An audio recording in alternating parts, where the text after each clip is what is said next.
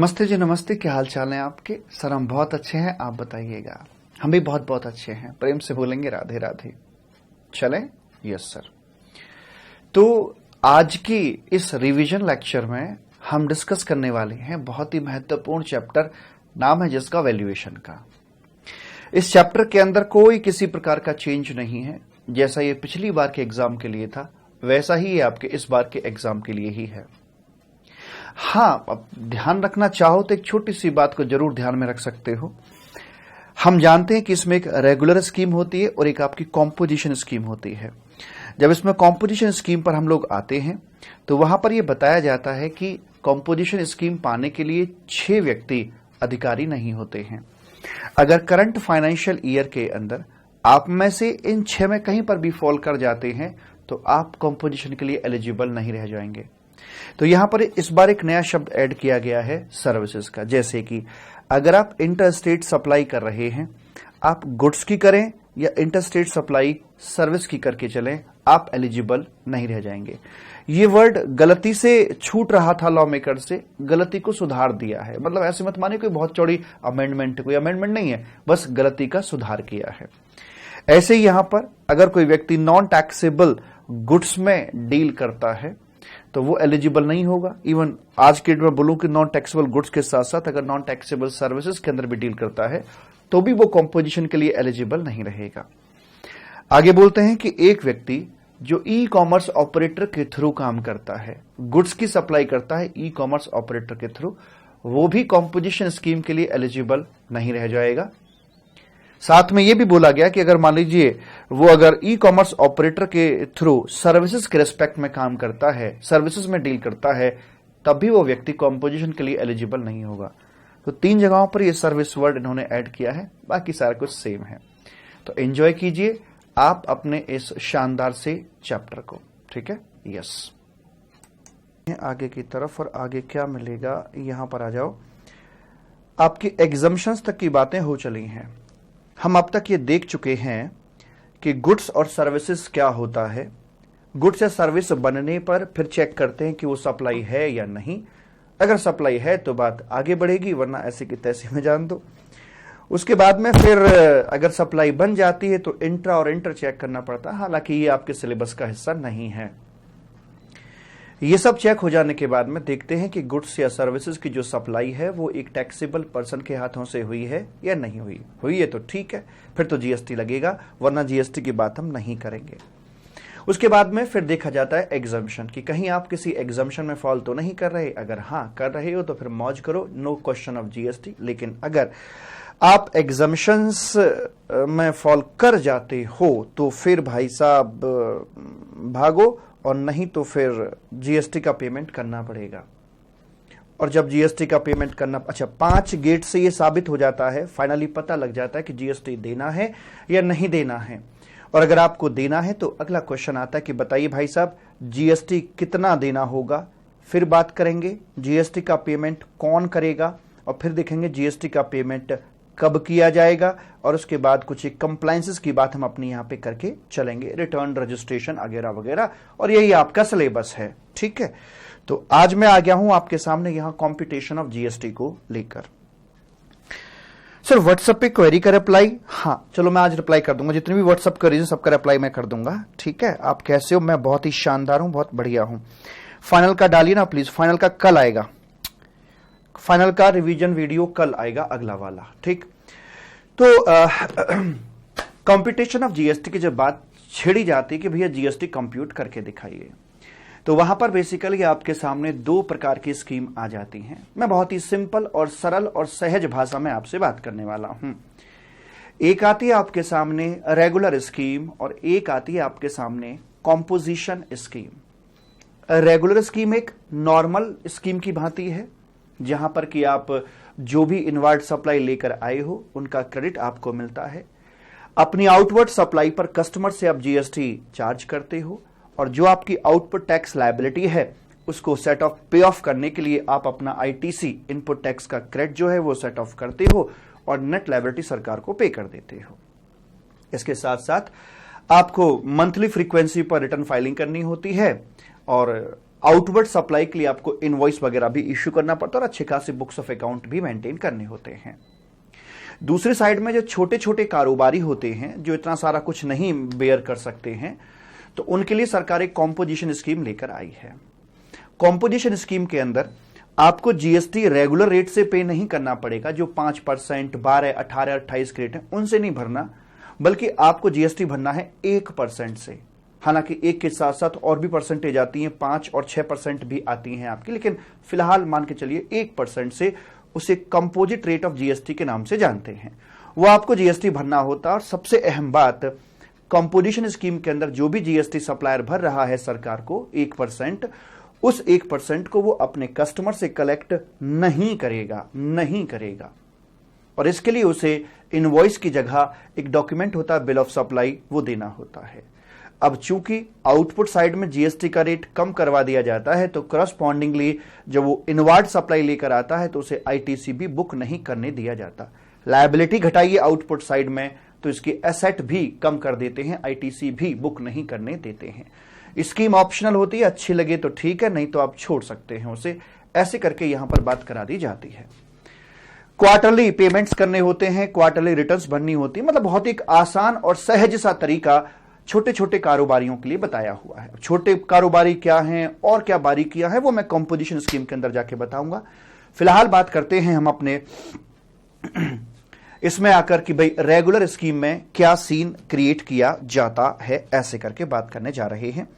तो ये आगे साहब आपकी यहां पर चैप्टर नंबर 7 है वैल्यूएशन का या कॉम्प्यूटेशन ऑफ जीएसटी का।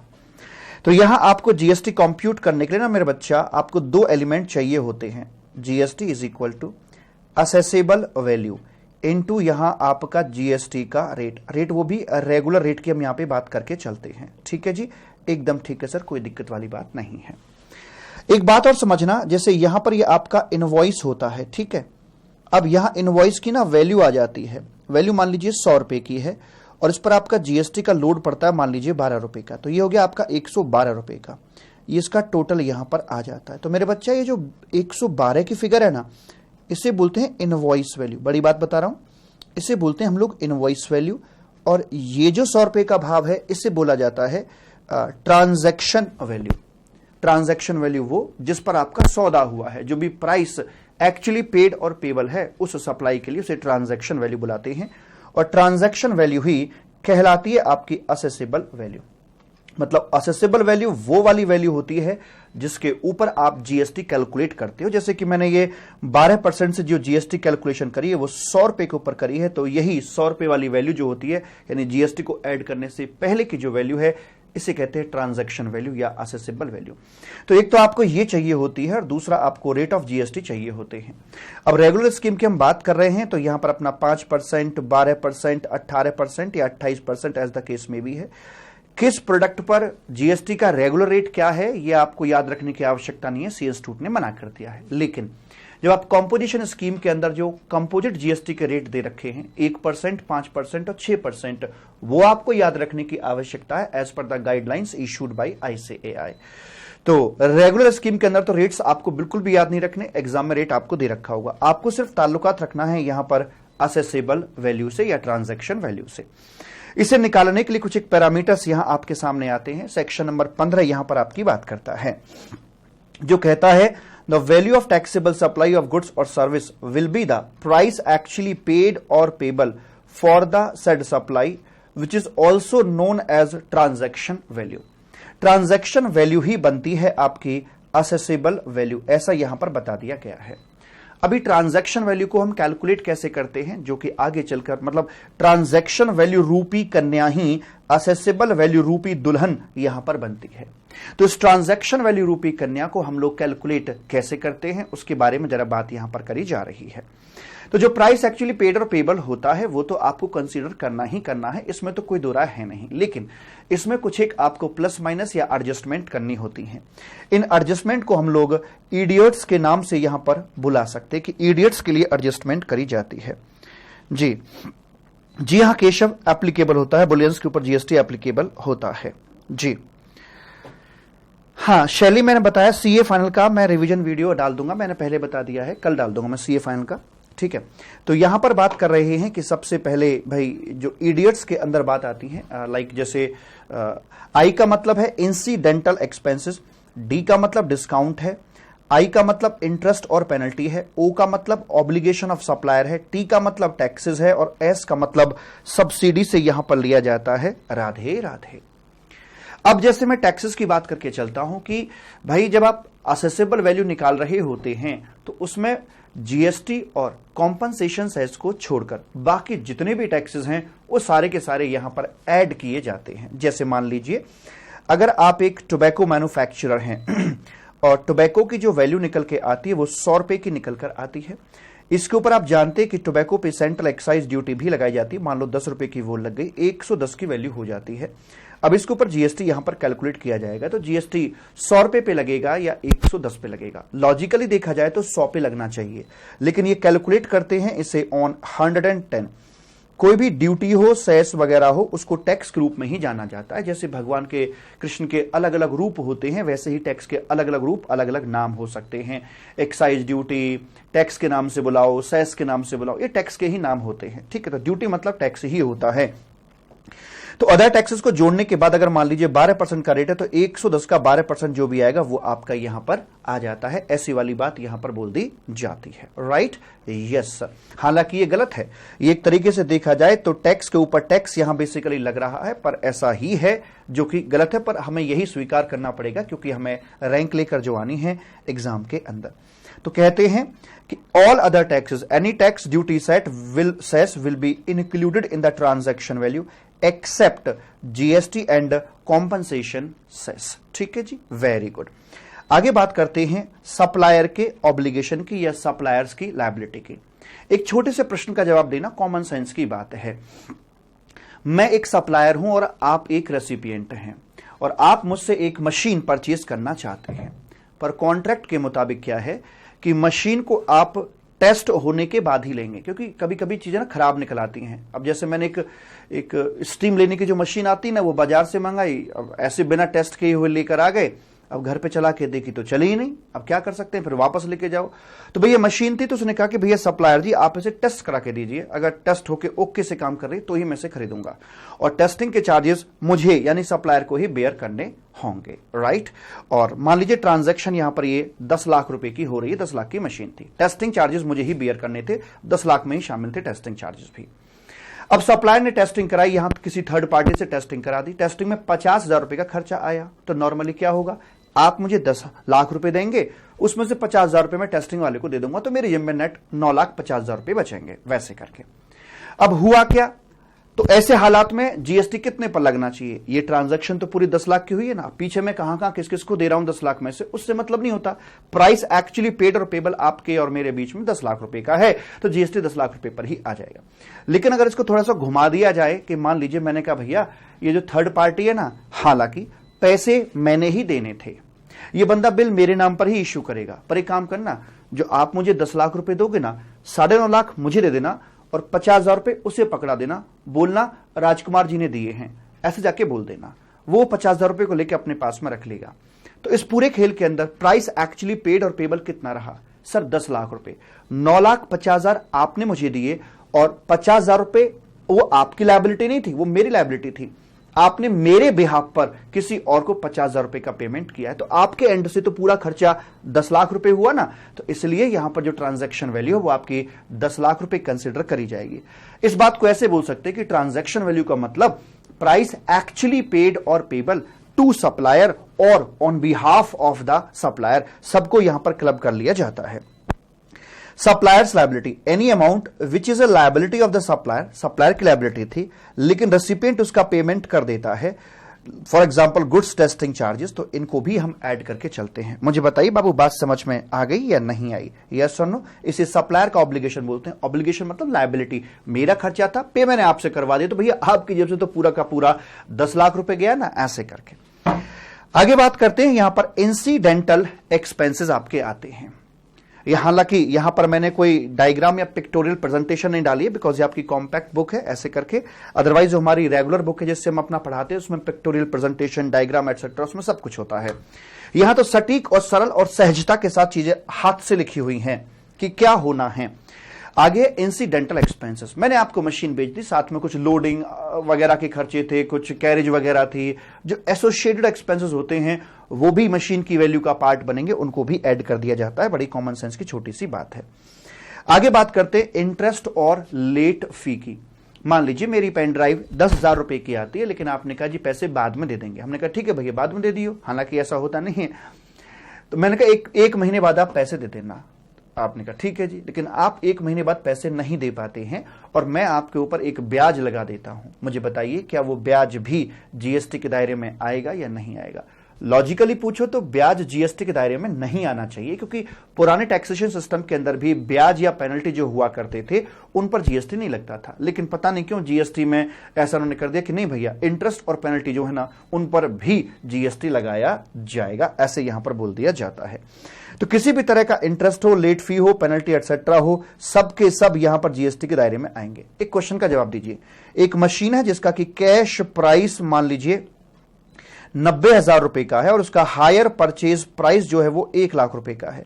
दोनों में अंतर होता है इंटरेस्ट कंपोनेंट का। कैश प्राइस में इंटरेस्ट जुड़ा हुआ नहीं है, लेकिन जो हायर परचेज प्राइस होता है उसके अंदर इंटरेस्ट कंपोनेंट जुड़ जाता है। तो यहां पर असेसेबल वैल्यू क्या निकल कर आएगी?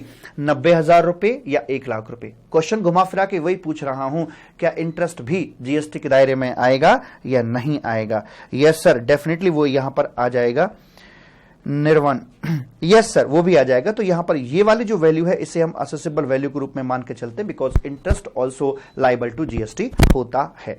अच्छा जी, एक चीज का ध्यान रखिएगा, इंटरेस्ट की बातें आपकी वहां पर भी आती हैं एग्जम्पशन में। गेट नंबर 5 पर भी इंटरेस्ट की बातें होती हैं। उसमें लिखा होता है गेट नंबर 5 बाबा की बूटी के मुताबिक अगर मैं बात करूं तो ये एग्जम्पशन का बॉक्स आता है 5वां यहां पर। तो यहां पर एक बात लिखी हुई है कि अगर कोई किसी प्रकार का इंटरेस्ट है, इंटरेस्ट 3 चीजों के ऊपर, किसी लोन के ऊपर है, एडवांस के ऊपर है, या फिर वो डिपॉजिट के ऊपर है। आपने बैंक में पैसे जमा कर दिए हैं, वहां से आपको ब्याज मिला है, वो आपने डिपॉजिट किया, उसका ब्याज आपको भरना पड़ा, वो वाला ब्याज आपका एग्जम्प्टेड है।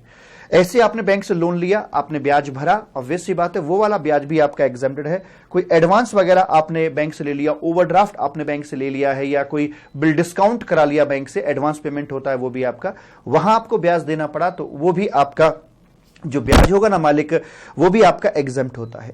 और अगर वो एग्जम्प्ट हो जाता है तो ये वाला ब्याज गेट नंबर 5 से ही आउट करवा दिया जाएगा, और अगर आउट हो गया तो फिर उसके हम आगे बात ही नहीं कर सकते, वो जीएसटी के दायरे में नहीं आएगा। तो यहां पर आकर 6वें बॉक्स पर आकर हम कौन से इंटरेस्ट की बात कर रहे हैं? हम उस वाले की बात कर रहे हैं जो कि इसके अलावा है, क्योंकि ये वाला इंटरेस्ट तो बाहर निकल गया, इसके अलावा जो इंटरेस्ट होता है उसको जीएसटी के दायरे में रख के चलते। जैसे मान लीजिए उधार माल बेच दिया है, उसका लेट पेमेंट हो गया और लेट पेमेंट की वजह से इंटरेस्ट है। तो जो उधार माल बेचा, ना तो वो लोन था, ना एडवांस था, ना डिपॉजिट था, इनमें से कुछ भी नहीं था, इसके अलावा कोई और ब्याज किसी तरह से निकल के आता है तो उस पे ही जीएसटी के दायरे में रख के चलेंगे। ये वाला ब्याज तो आपका 5वें बॉक्स से ही बाहर निकल जाता है। Is it okay? हाँ सर जी, एकदम ओके, और कोनो दिक्कत वाली बात नहीं है। आप ओके कर दिया करो प्रत्येक पॉइंट खत्म होने के बाद कि डन। तो लिखते हैं यहां पर आकर interest on loan advance deposit is exempted, so no question of inclusion. अब एक बात का ध्यान रख के चलना, थ्योरी आपको मैं यहां से रिवाइज करा रहा हूं, और जैसे ही जिस चैप्टर का रिवीजन आपका हो जाए तुरंत उसके क्वेश्चन आंसर करने बेहद जरूरी हैं। और इसके लिए जो बेहतरीन वाला कंपाइलर है वो मैंने अपनी वेबसाइट crajkumar.com पर अवेलेबल करा रखा है, तो वहां से आप उसे ले सकते हैं और उसके क्वेश्चन आंसर आपको हाथ के हाथ करने हैं। अगर आपने क्वेश्चन आंसर नहीं किए ना तो ये रिवीजन क्लास बेकार हो जाएगी। प्रैक्टिस करना बहुत जरूरी है। न्यूमेरिकल टाइप क्वेश्चन ही आपके आते हैं एग्जाम के अंदर, सो प्रैक्टिस मैंडेटरी है। अब इंटरेस्ट को लेकर यहां पर भी एक छोटी सी बात करी गई है, तो आप मुझे इसका यहां पर जरा जवाब दीजिएगा। क्या बोलते हैं? कहते हैं भाई साहब X sells mobile phone to Y. लिख लें, एक्स ने वाई को मोबाइल फोन बेचा है। The cost of mobile phone 40,000 रुपए की थी। कॉस्ट आगे भाई साहब 40,000 रुपए की। However X gives Y an option to pay instalment. उसने कहा कि ठीक है आप मुझे इंस्टॉलमेंट में भी पेमेंट कर सकते हो। 11,000 रुपए की प्रत्येक इंस्टॉलमेंट होगी और आपको 4 इंस्टॉलमेंट देके चलनी है। तो 11,000 की 4 इंस्टॉलमेंट का मतलब आपको कुल मिलाकर 44,000 रुपए देने पड़ेंगे अगर आप इंस्टॉलमेंट में लेते हो। तो इस वाले मामले के अंदर आप मुझे बताइएगा कि यहां पर आकर ये क्या है, यहां जीएसटी 40,000 पे लगेगा या फिर 44,000 रुपए पे लगाया जाएगा? सर ये जो है आपका ये इंटरेस्ट, क्या ये लोन था? The answer is no. क्या ये डिपॉजिट एडवांस था? The answer is no. अगर नहीं था तो जो ब्याज है वो भी आपका जीएसटी के दायरे में आएगा। 44,000 यहां पर आपकी असेसेबल वैल्यू रखवा दी जाएगी। ठीक है जी। उसके बाद आगे बोलते हैं, एक्स बेचता है एक मोबाइल फोन टू वाई।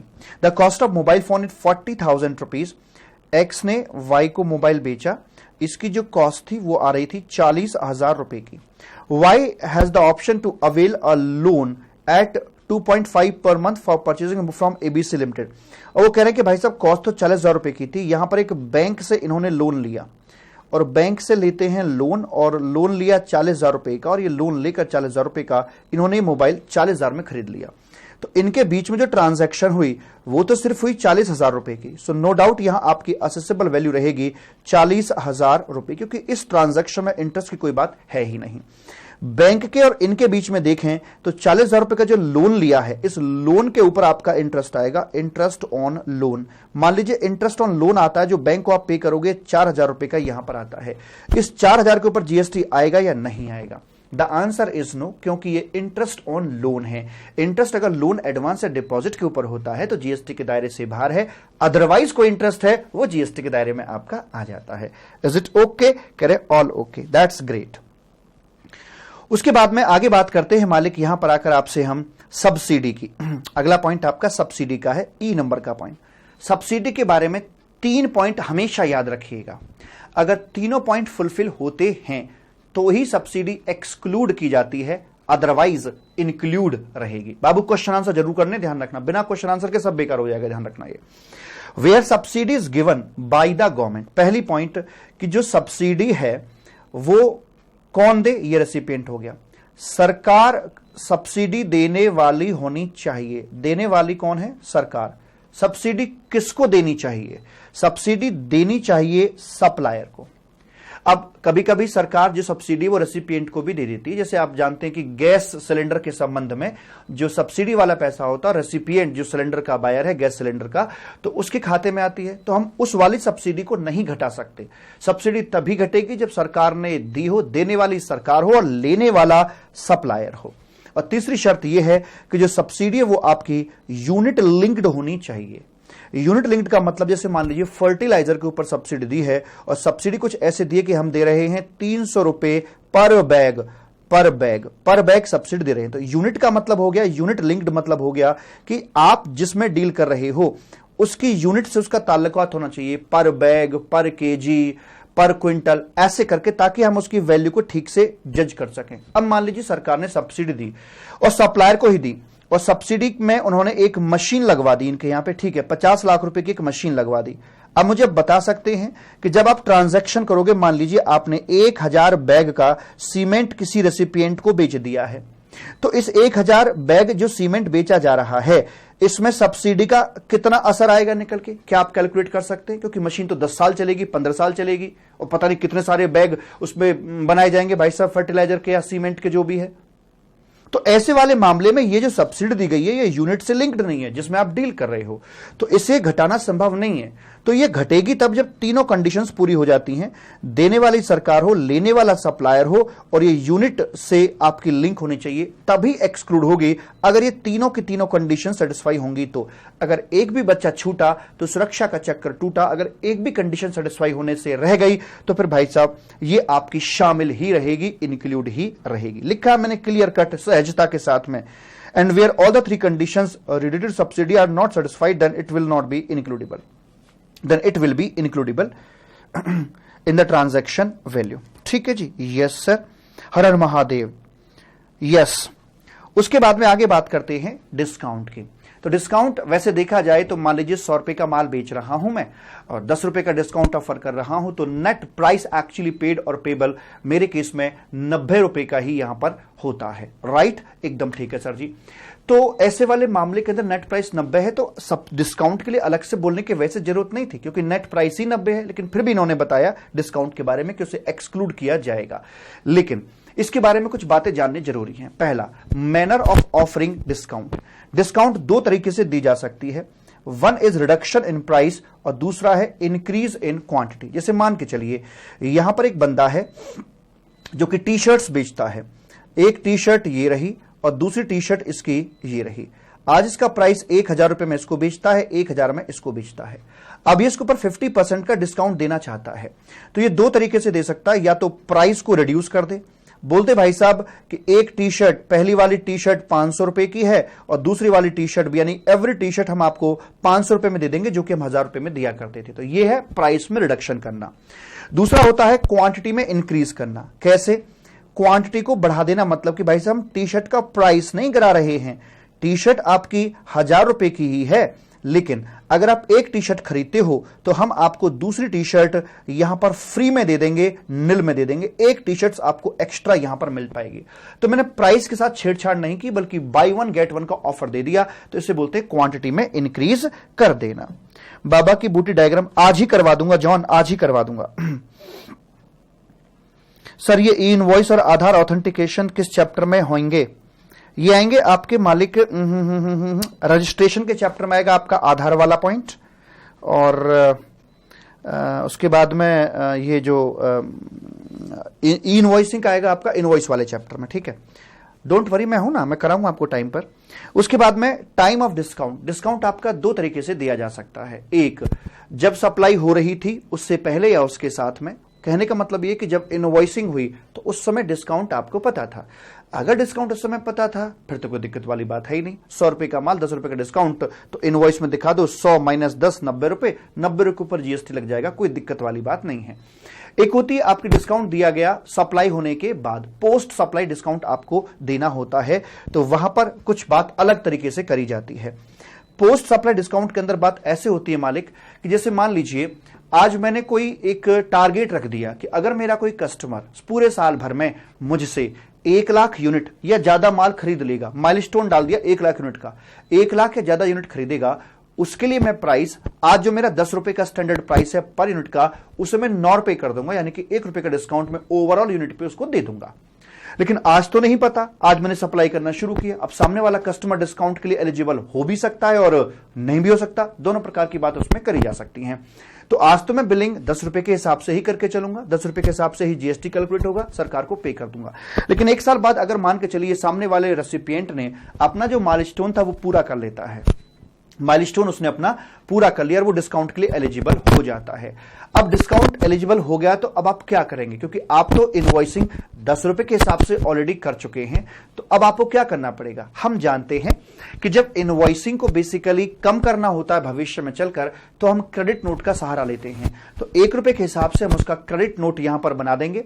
उस क्रेडिट नोट को सप्लायर अपने GSTR1 के माध्यम से शो करेगा जीएसटी पोर्टल पर जाकर, इससे कि इसकी जो जीएसटी लायबिलिटी है वो रिड्यूस हो जाएगी करस्पॉन्डिंगली।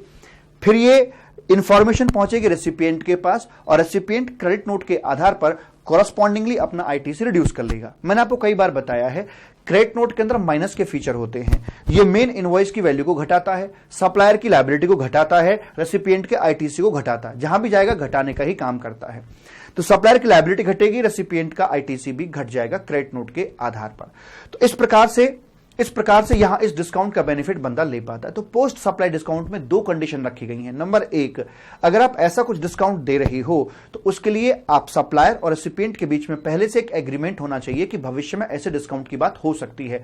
अचानक से बीच में डिस्काउंट दे दिया सप्लाई होने के बाद, वो आपका मान्य नहीं होगा, उसके आधार पर आपकी लायबिलिटी रिड्यूस नहीं करी जा सकती है। एकदम ठीक है, तो पहले से एग्रीमेंट होना बेहद जरूरी है। और दूसरी बात, जब आप अपनी GSTR1 भरा, क्रेडिट नोट उसमें दिखाया, तो उस क्रेडिट नोट के आधार पर सामने वाला भी अपना आईटीसी रिड्यूस करे। अगर आपकी लायबिलिटी तभी घट पाएगी जब सामने वाला भी अपना आईटीसी रिड्यूस करेगा। अगर वो आईटीसी रिड्यूस नहीं करता तो हम आपको आपकी लायबिलिटी घटाने नहीं देंगे, जीएसटी लायबिलिटी नहीं घटाने देंगे। तो 2 कंडीशन है, एग्रीमेंट होना चाहिए और सामने वाला रेसिपिएंट क्रेडिट नोट के आधार पर अपना आईटीसी भी घटा ले। मुझे बताइए बात समझ में आई या नहीं आई।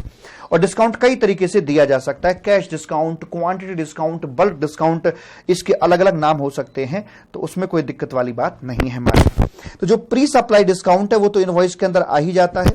इनके प्री सप्लाई डिस्काउंट बोलते हैं it is automatically inbuilt in the invoice and it is excludable. लेकिन जो पोस्ट सप्लाई है, जो बाद में पता लगता है, तो वहां बोलते हैं post supply discount will also be excludable by way of issuing a credit note at later date, that is GST liability of supplier will be reduced on the basis of credit note subject to following conditions. क्या कि इन दोनों के बीच में एक agreement होना चाहिए और जो रेसिपिएंट है वो अपना आईटीसी करस्पॉन्डिंगली यहां पर रिवर्स कर दे। दोनों की दोनों कंडीशन पूरी होनी चाहिए। अगर एक भी कंडीशन पूरी होने से रह गई तो इस डिस्काउंट का बेनिफिट सप्लायर को नहीं मिलेगा, यानी कि सप्लायर अपनी आउटपुट लायबिलिटी को नहीं घटा पाएगा। ऐसे करके यहां पर बात कर दी जाती है। इज इट ओके बाबू मेरे? प्लीज बताइएगा।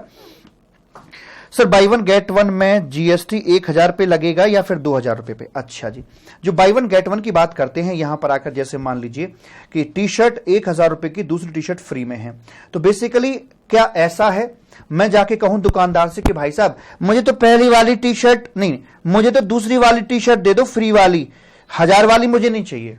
क्या ऐसा संभव है? जी नहीं।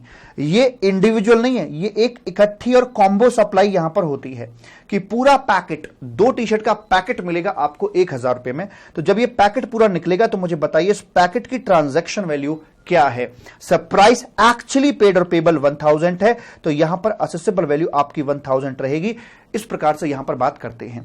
दूसरा, अगर मैंने डिस्काउंट प्राइस को घटा के दिया था तो यहां भी 2 टी शर्ट का कीमत 1000 रुपए है, तो यहां भी मेरी असेसेबल वैल्यू या ट्रांजैक्शन वैल्यू 1000 रुपए ही रहती है। तो डिस्काउंट देने के तरीके, चाहे प्राइस को घटाइए चाहे क्वांटिटी को बढ़ाइए, वैल्यू तो दोनों केस में बराबर ही निकल के आएगी। वो तो आपके डिस्काउंट देने के तरीके अलग अलग है, अल्टीमेट तो बात वही है। राइट? Yes sir. वो तो आईटी से रिड्यूस कर ही नहीं सकता प्रैक्टिकली, क्योंकि जीएसटी 2A एडिट नहीं हो सकता है। सृष्टि, जीएसटी 2A एडिट नहीं हो सकता, लेकिन 2A के अंदर उसकी डिटेल जाती है और उसको कंफर्म करेगा अपने जीएसटी 3B के अंदर। 2A से कुछ नहीं करना, 2A तो सिर्फ उसकी इंफॉर्मेशन के लिए होता है, रेसिपिएंट की इंफॉर्मेशन के लिए। 3B के अंदर जाकर वो अपना उसको करके चलेगा। ठीक है जी। सर एग्रीमेंट मींस कुछ रिटर्न में होना चाहिए? यस यस देविका, दोनों के बीच में एग्रीमेंट रिटर्न में होना चाहिए कि भाई ऐसे करके हम आपको डिस्काउंट देकर चलेंगे। अच्छा चलो एक क्वेश्चन पूछता हूं इसके ऊपर, देखते हैं कौन कौन सही जवाब देता है।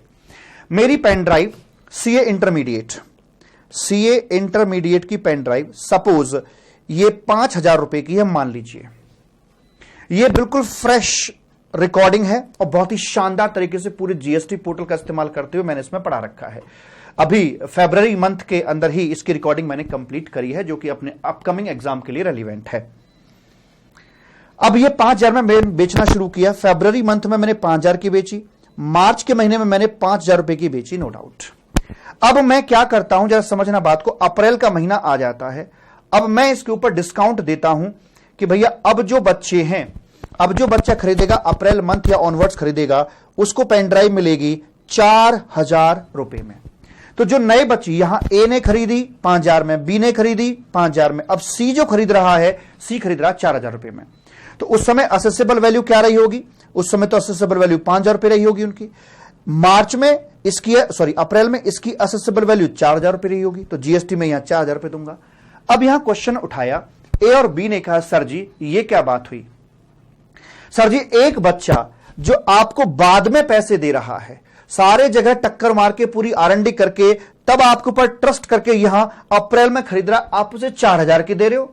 और सर हमने आपके ऊपर पहले ट्रस्ट कर लिया था, कोई आरएनडी नहीं करी, आपके ऊपर अंधा विश्वास करके हमने शुरू में ही आपको पैसे दिए, आपकी जेब में पहले पैसा पहुंचा, आपने हमसे 5000 रुपए लिए। सर क्या यह सही है, जस्टिफाइड है कि जो बाद में आ रहा उसे 4 की दे रहा, हमने पहले ले लिया आपके ऊपर ट्रस्ट करके, आपने हमसे 5000 रुपए लिए? बात तो ठीक थी। मैंने कहा भैया तू परेशान मत हो, एक काम करते हैं, मैं तुझे 1000 रुपए का रिफंड कर देता हूं, 1000 रुपए का डिस्काउंट मैं तुझे भी पास ऑन कर देता हूं। अब अप्रैल में आके मैं उसको डिस्काउंट यहां पर दे रहा हूं। उस समय फरवरी और मार्च के अंदर मैंने जीएसटी का पेमेंट 5000 रुपए के हिसाब से कर दिया होगा। अब 1000 रुपए रिफंड मैंने इनको कर दिए कि भैया ठीक है मैं आपको भी 4000 में ही प्रोवाइड करा के चलूंगा, आप चिंता ना करो। अब क्या यह डिस्काउंट एक्सक्लूडेबल होगा? क्या इस डिस्काउंट के आधार पर मेरी जीएसटी लायबिलिटी कम हो पाएगी? The answer is no, big no. क्यों? क्योंकि इनके और मेरे बीच में पहले से कोई एग्रीमेंट नहीं था कि ऐसी कोई डिस्काउंट की बात भविष्य में की जा सकती है, ऐसी कोई बात थी नहीं, एग्रीमेंट था नहीं। इसलिए इसे बोलते हैं सडन डिस्काउंट, पोस्ट सप्लाई का सडन डिस्काउंट, और इसके आधार पर हमारी लायबिलिटी कम नहीं हो सकती है। दूसरा, अगर जब ए और बी यहां पर 5000 रुपए की पेन, दूसरा क्वेश्चन, ए और बी 5,000 के पेन ड्राइव खरीद रहे थे। उस समय मैंने इनको एक ऑफर दे रखा था कि देखो, जिस दिन मैं अपनी 6,000 पेन ड्राइव सेल कर दूंगा, जिस दिन मैं अपनी 6,000 पेन ड्राइव सेल कर दूंगा, अगर मेरी 6,000 पेन ड्राइव 6 महीने में सेल हो जाती हैं तो मैं आपको 1,000 रुपए का डिस्काउंट दे दूंगा। आपने कहा बेटा 1,000 रुपए का डिस्काउंट लेना, तो एक काम करो, सबने यार दोस्तों सबको बताओ कि भैया यहां से लो ताकि मेरा टारगेट पूरा हो। तो मेरा टारगेट पूरा हो 6,000 पेन ड्राइव का, तो आपको यहां पर डिस्काउंट मिल जाएगा। तो यह एग्रीमेंट मैंने शुरू में ही बोल रखा था। अब मेरा 6,000 का टारगेट पूरा हो गया और मैंने आपको 1,000 रुपए का डिस्काउंट दे दिया। अब बताइए क्या इस डिस्काउंट के आधार पर मैं अपनी जीएसटी की लायबिलिटी को कम कर पाऊंगा या नहीं? द आंसर इज यस, क्योंकि जब आपने 5,000 की पेन ड्राइव ली थी तब आपके मेरे बीच में कॉन्ट्रैक्ट था कि अगर मेरा ये टारगेट पूरा हुआ तो मैं आपको डिस्काउंट दे दूंगा। तो ये होता है बेसिकली एग्रीमेंट। तो अगर एग्रीमेंट आपके हमारे बीच में पहले से था कि डिस्काउंट हो सकता है भविष्य में, तो डिस्काउंट घटेगा, अदरवाइज डिस्काउंट नहीं घटाया जाएगा। प्लीज बाबू मेरे बात समझ में आई या नहीं? यस और नो? Is it okay? मतलब परफेक्टली बात समझ में आई कि नहीं आई? Yes sir, that's great. उसके बाद बात को बढ़ाते हैं आगे की तरफ हम। हाँ जी जी, ये हमारी बात हो गई, यहां पर आ जाते हैं। अच्छा, तो ये हो गया आपके लिए ईडीएट्स की जो एडजस्टमेंट थी वो हमने कर दी। यहां पर आकर कैसे कैसे देखें जरा एक बार फिर से। ईडीएट्स के अंदर आई फॉर था अपना incidental expenses, D for discount, I for interest and penalty, O for obligation of supplier, T for other taxes और एस फॉर सब्सिडी की यहां पर बात हो जाती है। वैसे करके बात करी गई है। अच्छा एक बात बताओ, अगर जो ट्रांजैक्शन वैल्यू है अगर वो अवेलेबल ना हो या रिलायबल ना हो तो क्या करोगे? अच्छा, ऐसे कैसे हो सकता है कि आपके मेरे बीच में सप्लाई तो है पर ट्रांजैक्शन वैल्यू ही नहीं है, कोई प्राइस एक्चुअली पेड और पेबल ही नहीं है? हो सकता है, आप जानते हैं फ्री ऑफ कॉस्ट सप्लाई जो होती है, 4 सिचुएशंस में FOC free of cost supply होने के बावजूद भी वो सप्लाई बनती है और जीएसटी लगाना होता है। जैसे मान लीजिए डीम्ड डिस्टिंक्ट के बीच में मूवमेंट हो रहा है फ्री ऑफ कॉस्ट, तो ये सप्लाई बनती है, लेकिन प्राइस एक्चुअली पेड और पेबल अवेलेबल नहीं होता, तो फिर हमें वैल्यूएशन रूल्स की तरफ जाना पड़ता है। या मान लीजिए कोई रिलेटेड पार्टी ट्रांजैक्शन हो रही है, मैंने कुछ गुड्स अपने भाई को बेच दिया, 100 रुपए का माल 10 रुपए में चेप दिया या 10 रुपए में दे दिया बेसिकली, तो ये अलाउड नहीं है। गवर्नमेंट बोले कि भाई साहब तुम अपनी रिश्तेदारी निभाओ लेकिन हमारा नुकसान मत करो, हम तो वैल्यूएशन रूल्स के मुताबिक ही यहां पर कैलकुलेशन करके चलेंगे। तो ट्रांजैक्शन वैल्यू आपकी असेसेबल वैल्यू तभी बनती है जब ये ट्रांजैक्शन वैल्यू अवेलेबल हो और आपके लिए ये रिलायबल हो। वैल्यूएशन रूल्स का प्रोविजन क्या है, उनमें क्या क्या लिखा है, वो आपको इंटरमीडिएट में पढ़ने के लिए नहीं मिलेगा, सिलेबस में नहीं है। वैल्यूएशन रूल्स आपको मिलेंगे पढ़ने के लिए सीए फाइनल में, राइट? Yes sir. उसके बाद एक छोटी सी बात और कही जाती है, कुछ प्रोडक्ट के संबंध में assessable value is equal to tariff value. Tariff value क्या होती है? ये वैल्यू फिक्स कर दी जाती है गवर्नमेंट के द्वारा। कैसे, मैं आपको बताता हूं। एक छोटा सा एग्जांपल लेते हैं कि मान लीजिए हम इंडिया के बाहर से पेट्रोलियम या सपोज गोल्ड, हम गोल्ड इंपोर्ट यहां पर करके चलते हैं इंडिया के बाहर से। आप जानते हैं जब इंडिया के बाहर से कोई चीज इंपोर्ट होती है तो उसके ऊपर आपको इंपोर्ट ड्यूटी भी पे करनी होती है ना? इंपोर्ट ड्यूटी पे करनी होती है और साथ में आपको आईजीएसटी का पेमेंट भी करना होता है। बिल्कुल ठीक बात है। और ये आईजीएसटी की कैलकुलेशन कस्टम लॉ के नियमों के मुताबिक करवाई जाती है। ठीक है जी। अब गोल्ड के केस में क्या होता है, कस्टम लॉ में बता रहा हूं, कस्टम लॉ में गोल्ड के मुताबिक क्या होता है कि मान लीजिए गोल्ड की जो ट्रांजैक्शन हुई थी लाइक 35,000 पर तोला पर 10 ग्राम के हिसाब से इसका प्राइस सेट था, लेकिन जब ये यहां पर आया, जब ड्यूटी पे करने की बारी आई तो ये 35,000 का प्राइस हो सकता है कि करंट डेट में जब इसका ड्यूटी पे करी जा रही है वो 40,000 हो सकता है या फिर ये 30,000 भी हो सकता है। क्योंकि गोल्ड का प्राइस ऐसा है जिसमें हर रोज फ्लक्चुएशंस आते रहते हैं, तो ये डिस्प्यूट्स पैदा कर सकता है। तो इस प्रकार के डिस्प्यूट से बचने के लिए भले ही आज इसका एक्चुअल प्राइस ये है क्या नहीं है, तो गवर्नमेंट क्या करती है कि इनकी जो असेसेबल वैल्यू है कस्टम पर्पस के लिए उसको ये कर देती है फिक्स, और उस फिक्स्ड वैल्यू को बोलते हैं टैरिफ वैल्यू। फिक्स कर दिया, मान लो कि भाई साहब इस पर्टिकुलर मंथ के अंदर जितना भी गोल्ड इंपोर्ट किया जाएगा उसका हम भाव लेके चलेंगे लाइक 33,000 या 37,000, जो भी सरकार को उचित लगे वो वैल्यू फिक्स कर देती है। अगर एक बार वैल्यू फिक्स कर दीजिए मान लीजिए 33,000 की, तो अब चाहे आपने एक्चुअल में 35,000 का इंपोर्ट किया हो या 30,000 पे इंपोर्ट किया हो, कितने पे भी किया हो, आपका ड्यूटी कैलकुलेशन 33,000 पर किया जाएगा। और जौन सी वैल्यू पर ड्यूटी कैलकुलेशन होता है उसी को ध्यान में रखते हुए आपका आईजीएसटी भी कंप्यूट किया जाता है। तो वहां पर प्राइस एक्चुअली पेड पेड और पेबल को नहीं देखेंगे, ट्रांजैक्शन वैल्यू को नहीं देखेंगे, बल्कि सरकार ने जो वैल्यू फिक्स कर रखी है उसी फिक्स्ड वैल्यू के आधार पर जीएसटी की कंप्यूटेशन करी जाएगी। वही वाली बात आपकी यहां पर बता रखी है, government has power to fix value of goods और फॉर जीएसटी और कैलकुलेशन ऑफ सेस एटसेट्रा। जहां पर उनमें ज्यादा फ्लक्चुएशंस होते हैं वैसे करके वहां सरकार को यह पावर है कि उसकी असेसेबल वैल्यू को फिक्स कर सकती है, और एक बार अगर वैल्यू फिक्स हो जाती है तो फिर मुझे ट्रांजैक्शन वैल्यू से कोई लेना देना नहीं होता है। Is it okay? मुझे बताइएगा प्लीज मालिक, ताकि मैं आगे बढ़ जाऊं। यस सर, आगे बात करते हैं लेवी ऑफ जीएसटी। ये शायद मैंने करवा दिया था सर्कुलर आपका सप्लाई चैप्टर में, आई थिंक ये हो गया था। नहीं कराया तो फिर से करा दूं? हाँ जी करा दूं। यहां पर आकर देखते हैं मालिक, लाइक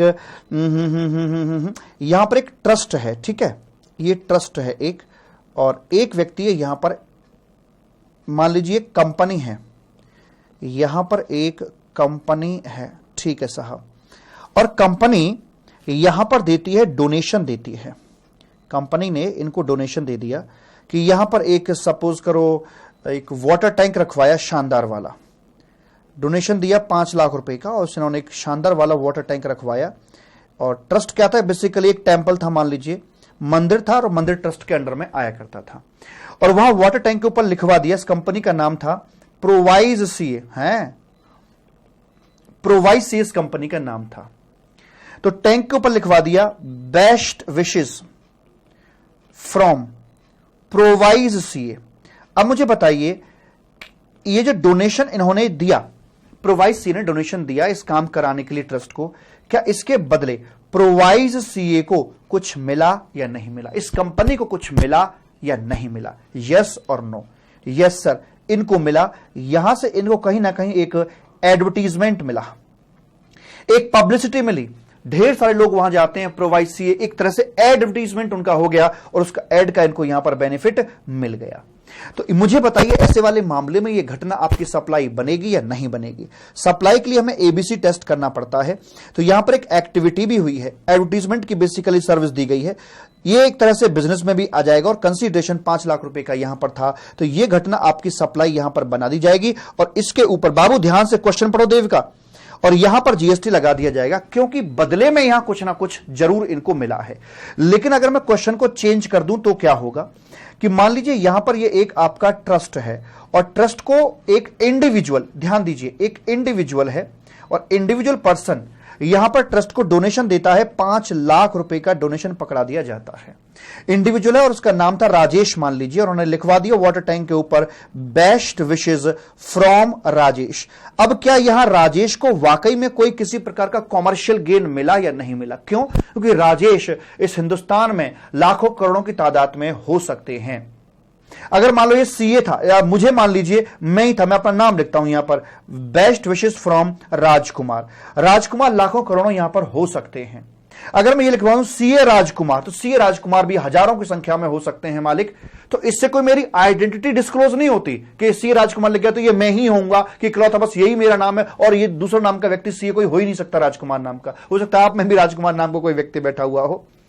तो इससे प्रैक्टिकली मुझे कोई कमर्शियल गेन यहां पर नहीं मिल रहा होता। लेकिन कंपनी के नाम तो इंडिविजुअल होते हैं, यूनिक होते हैं बेसिकली, एक कंपनी का नाम दूसरी का नहीं हो सकता है, आप ये अच्छे से जानते हैं, क्योंकि नेम अप्रूवल कंपनी का करवाया जाता है। तो कंपनी को तो गेन हुआ, कुछ कमर्शियल गेन मिला, लेकिन इंडिविजुअल को यहां पर कोई किसी प्रकार का कमर्शियल गेन नहीं मिला। इस तरह की बात करने से, जब कुछ मिला ही नहीं, ट्रस्ट की तरफ से कुछ गया ही नहीं, तो इस वाले मामले के अंदर से सप्लाई नहीं बनाया जाता है, और यहां पर जीएसटी की बात नहीं करी जाएगी। अब मुझे बताइए, बात समझ में आई या नहीं आई? तो फर्क महसूस करना, अगर मैं इसके ऊपर क्वेश्चन बनाऊं तो मैं क्वेश्चन ये वाला नहीं बना के दूंगा, मैं ये वाला क्वेश्चन बना के दूंगा। क्यों? क्योंकि जो रट्टा मारने वाला बच्चा होता है वो क्वेश्चन को ऊपर ऊपर से पढ़ के ही गलत जवाब दे जाएगा। इसलिए क्वेश्चन के टोन को अच्छे से पढ़ें कि जो दान देने वाला व्यक्ति है, डोनेशन देने वाला व्यक्ति, वो इंडिविजुअल है या कोई कंपनी शंपनी है, कोई कमर्शियल गेन आया है कि नहीं आया है, वो चीज आपको यहां पर केयरफुली देखनी पड़ेगी। सी राजकुमार फ्रॉम प्रोवाइज हुआ तो हां, सी राजकुमार फ्रॉम प्रोवाइज हुआ तो भुवन पक्का फिर मुझे कुछ कमर्शियल गेन वहां पर मिल जाएगा, फिर मुझे मिल जाएगा। सी राजकुमार फ्रॉम राजकुमार दिल्ली वाले ऐसे, या सी राजकुमार जीएसटी वाला ऐसे लिखवा दूं, हाँ, फिर यहां मेरी आइडेंटिटी डिस्क्लोज हो गई कि मैं कौन हूं, ये किसने डोनेशन यहां पर दिया है, फिर कमर्शियल गेन आ जाएगा और वहां पर जीएसटी की बात करवा दी जाएगी। तो प्रैक्टिकली आपको देखना है कि गिवन सिचुएशन में कमर्शियल गेन मिला या नहीं मिला, उसके आधार पर आपको फैसला यहां पर लेना पड़ेगा। राइट, यस सर, आ गई सर जी, बस यही तो। अब ये प्रैक्टिस क्वेश्चन है, इन्हें आप खुद कर लोगे, बोलो हाँ, हाँ बोलो हाँ। प्रैक्टिस क्वेश्चन है, क्या खुद कर लोगे आप इनको? हाँ सर जी, हम कर लेंगे, ठीक है। तो छोटे छोटे क्वेश्चन से प्रैक्टिस, मतलब कॉन्सेप्ट को और मजबूत करने के लिए कि क्या चल रहा है। तो मैंने कुछ 9-10 क्वेश्चन यहां पर आपको बनाकर ये दिए हैं। उसके बाद में आता है आपका यहां पर कॉम्पोजिशन स्कीम की हम चर्चा करने के लिए जा रहे हैं मालिक। कॉम्पोजिशन स्कीम बेसिकली होता क्या है वो मैं आपको यहां पर बताना चाहता हूं, मेरी थोड़ी मदद कीजिएगा, ठीक है जी। अगर एक व्यक्ति कॉम्पोजिशन स्कीम में आता है तो पहली बता दूं, ये स्कीम आपकी ऑप्शनल होती है, कोई जोर जबरदस्ती वाला सौदा यहां पर बिल्कुल भी नहीं होता। It is an optional scheme, right. हाँ सर जी, ये होगी आपकी ऑप्शन। अच्छा लगे आजा, नहीं तो बच के तू निकल ले, जय माता के भक्त हैं और वादों के सख्त हैं, राइट, यस सर। तो यहां पर आकर जब ये व्यक्ति अपने कस्टमर को कुछ भी माल बेचेगा तो कौन सा डॉक्यूमेंट इश्यू करेगा, इनवॉइस या बिल ऑफ सप्लाई? दोनों डॉक्यूमेंट में अंतर यह होता है कि इनवॉइस के अंदर जीएसटी चार्ज किया जाता है, बिल ऑफ सप्लाई के अंदर you have no right to charge GST from your customer. So in this situation the person will issue bill of supply. Suppose the value contained in bill of supply is rupees 1 lakh. So whether GST can be charged on rupees 1 lakh? The answer is no, not at all. Okay, sir. So the total value is 1 lakh rupees. How we will calculate GST over it? Sir, here assessable value will be 1 lakh rupees and GST will be calculated over and above this value. GST 1 lakh multiplied by 1%, it will comes to 1000 rupees. अब ये 1000 rupees he cannot recover from the recipient but he will pay to the government from his own pocket. इसको government को वो अपनी pocket से ही पे करके चलेगा। अरे बड़ी बात बता रहा हूं, ध्यान से सुन लियो। 1000 अपनी जेब से देगा, कस्टमर से रिकवर करने का अधिकार ये खो चुका है। मथुरा दास, ओके सर जी। तो ऐसे करके यहां पर बात हो जाती है। दूसरी बात, क्या रेसिपिएंट आदमी इस 1000 रुपए का आईटीसी अपनी किताबों में ले पाएगा? ऐसी की तैसी ले पाएगा। क्या 1000 रुपए का लोड रेसिपिएंट के ऊपर पड़ा है? नहीं, 1000 रुपए से चार्ज ही नहीं किया गया और जब इसकी जेब से टैक्स गया ही नहीं तो ये इसका आईटीसी भी 1000 का रेसिपिएंट नहीं ले सकता है। दूसरी बात, सरकार ने क्या किया है कि इनकी जो लायबिलिटी है उसे यहां से रिड्यूस कर दिया है। गवर्नमेंट ने इनकी लायबिलिटी को यहां से रिड्यूस कर दिया है। एकदम ठीक बात है, हाँ सर जी ठीक है। तो सरकार इसका कहीं ना कहीं तो भाई साहब निकालेगी, क्योंकि आप जानते हो कि जो तेल होता है वो तिलों में से ही निकलता है। कि हमने आपकी लायबिलिटी घटा दी तो कहीं ना कहीं हम आपकी एसेट्स भी घटाएंगे। तो जो भी इसकी इनवार्ड सप्लाई होती है उस पर जो जीएसटी का पेमेंट बंदा करके आएगा, क्या इस जीएसटी का से आईटीसी मिलेगा? The answer is no. तो इसका आईटीसी नहीं मिलेगा। नहीं, वही वाली बात हो गई, ना खाएंगे ना खाने देंगे। इस चक्कर में लोग पैक करा के ले जाते हैं विदेश में। ना खाएंगे ना खाने देंगे, ना आईटीसी बुक करेंगे और ना आपने सामने वाले रेसिपिएंट को आईटीसी बुक करने देंगे। ऐसी वाली बात यहां पर होकर जाती है। सर आईपीसीसी वाले भी यहीं से रिवीजन, ओ ऐसे की तैसी। आईपीसीसी और इंटरमीडिएट कोई अलग नहीं है भाई साहब। इस पे टैग इंटरमीडिएट ही आ रहा ना क्लास के ऊपर, देखना जरा। इंटर का ही चल रहा है भाई साहब ये। हाँ, और मैं इसमें एडिट करवा दूंगा। ये सीएमए वाले, सीएस वाले, सीए वाले सब देखेंगे, सब देखेंगे इस क्लास को। हाँ वही तो। चलो ओके सर। तो ये हमारी बात यहां पर हो जाती है। उसके बाद अब ये गरीब आदमी होते हैं, गरीब बच्चे होते हैं मालिक। तो इनके लिए मुझे एक बात बताइए। अच्छा, मैंने पूरी पिक्टोरियल प्रेजेंटेशन दी हुई है इसके संबंध में, पता है आपको? अब तो रिवीजन चल रहा है तो फिर उस हिसाब से इतना डिटेल जरूरी नहीं होती है, तो वैसे करके। हाँ, ये आईपीसीसी के लिए ही है। हाँ, वैसे करके। तो इन बंदों को क्या मंथली रिटर्न भरनी पड़ती? नहीं जी, इनकी रिटर्न जाएगी क्वार्टरली फ्रीक्वेंसी पे रिटर्न जाएगी। क्वार्टरली इनको यहां पर पेमेंट करने पड़ेंगे। वैसे करके इनके लिए मॉडल बनाकर यहां पर दिया गया है और स्कीम इनकी ऑप्शनल है। बुक्स ऑफ अकाउंट भी ना के बराबर इनको मेंटेन करने होते हैं, तो काफी आसान सा तरीका यहां पर दे दिया जाता है। अब ये जो मॉडल है, ये जो स्कीम है, अब स्कीम के लिए कौन हकदार है, कौन हकदार नहीं है, तो पहले मैं उनको बाहर निकाल दूं जो इस स्कीम के हकदार हैं ही नहीं कि भैया तू तो मुझसे बात मत कर लियो।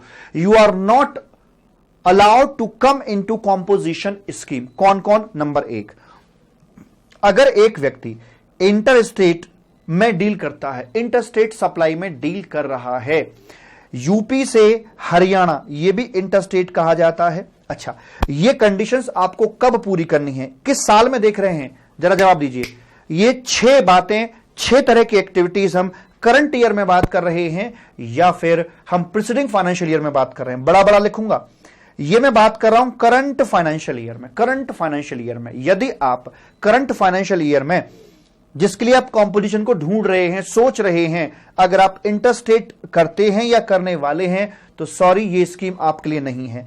यह भी इंटरस्टेट कहा जाता है। और अगर आप मान लीजिए यूपी इंडिया से अमेरिका को माल भेज रहे हैं, कर रहे हैं, तो सप्लाई कर रहे हैं, तो यह भी आपका इंटरस्टेट ही कहा जाता है। अगर आप ऐसी हरकतों में हैं, क्रॉस बॉर्डर, बॉर्डर पार कर रहे हैं भाई साहब, तो बॉर्डर पार करने वालों के लिए, तड़ी पारों के लिए यहां पर यह स्कीम उपलब्ध नहीं है, वो अपने घर लौट के बाहर जा सकते हैं। भीड़ लगी हुई थी, हम उनमें से भीड़ की छटनी कर रहे हैं कि भैया जिन जिन का नाम बुलता जा रहा है वो यहां से लौट जाएं, उनको कंपटीशन का बेनिफिट हम देने वाले बिल्कुल भी नहीं है। ठीक है, यस सर, पहली बात। Is it okay? Yes sir.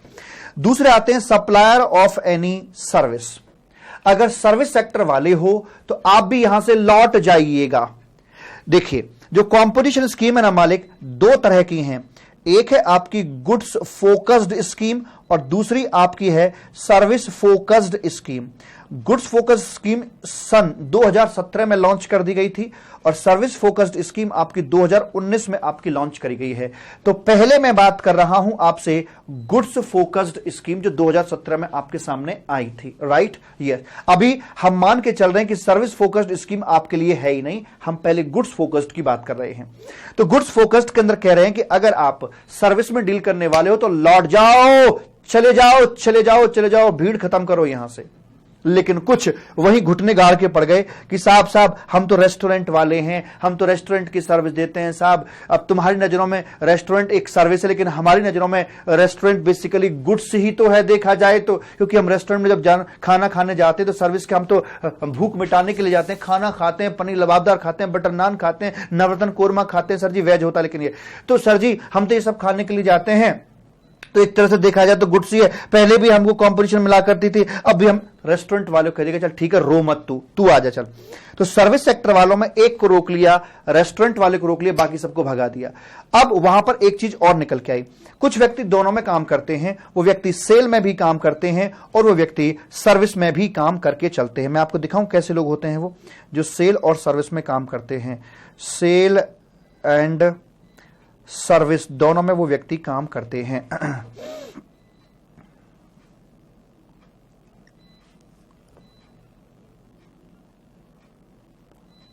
दुकान तो दिख नहीं रही यहां पे, कोई बात नहीं, मैं दूसरी जगह से दिखाता हूं आपको। दुकान देखनी है ना, अभी दिखलाते हैं आपको दुकान।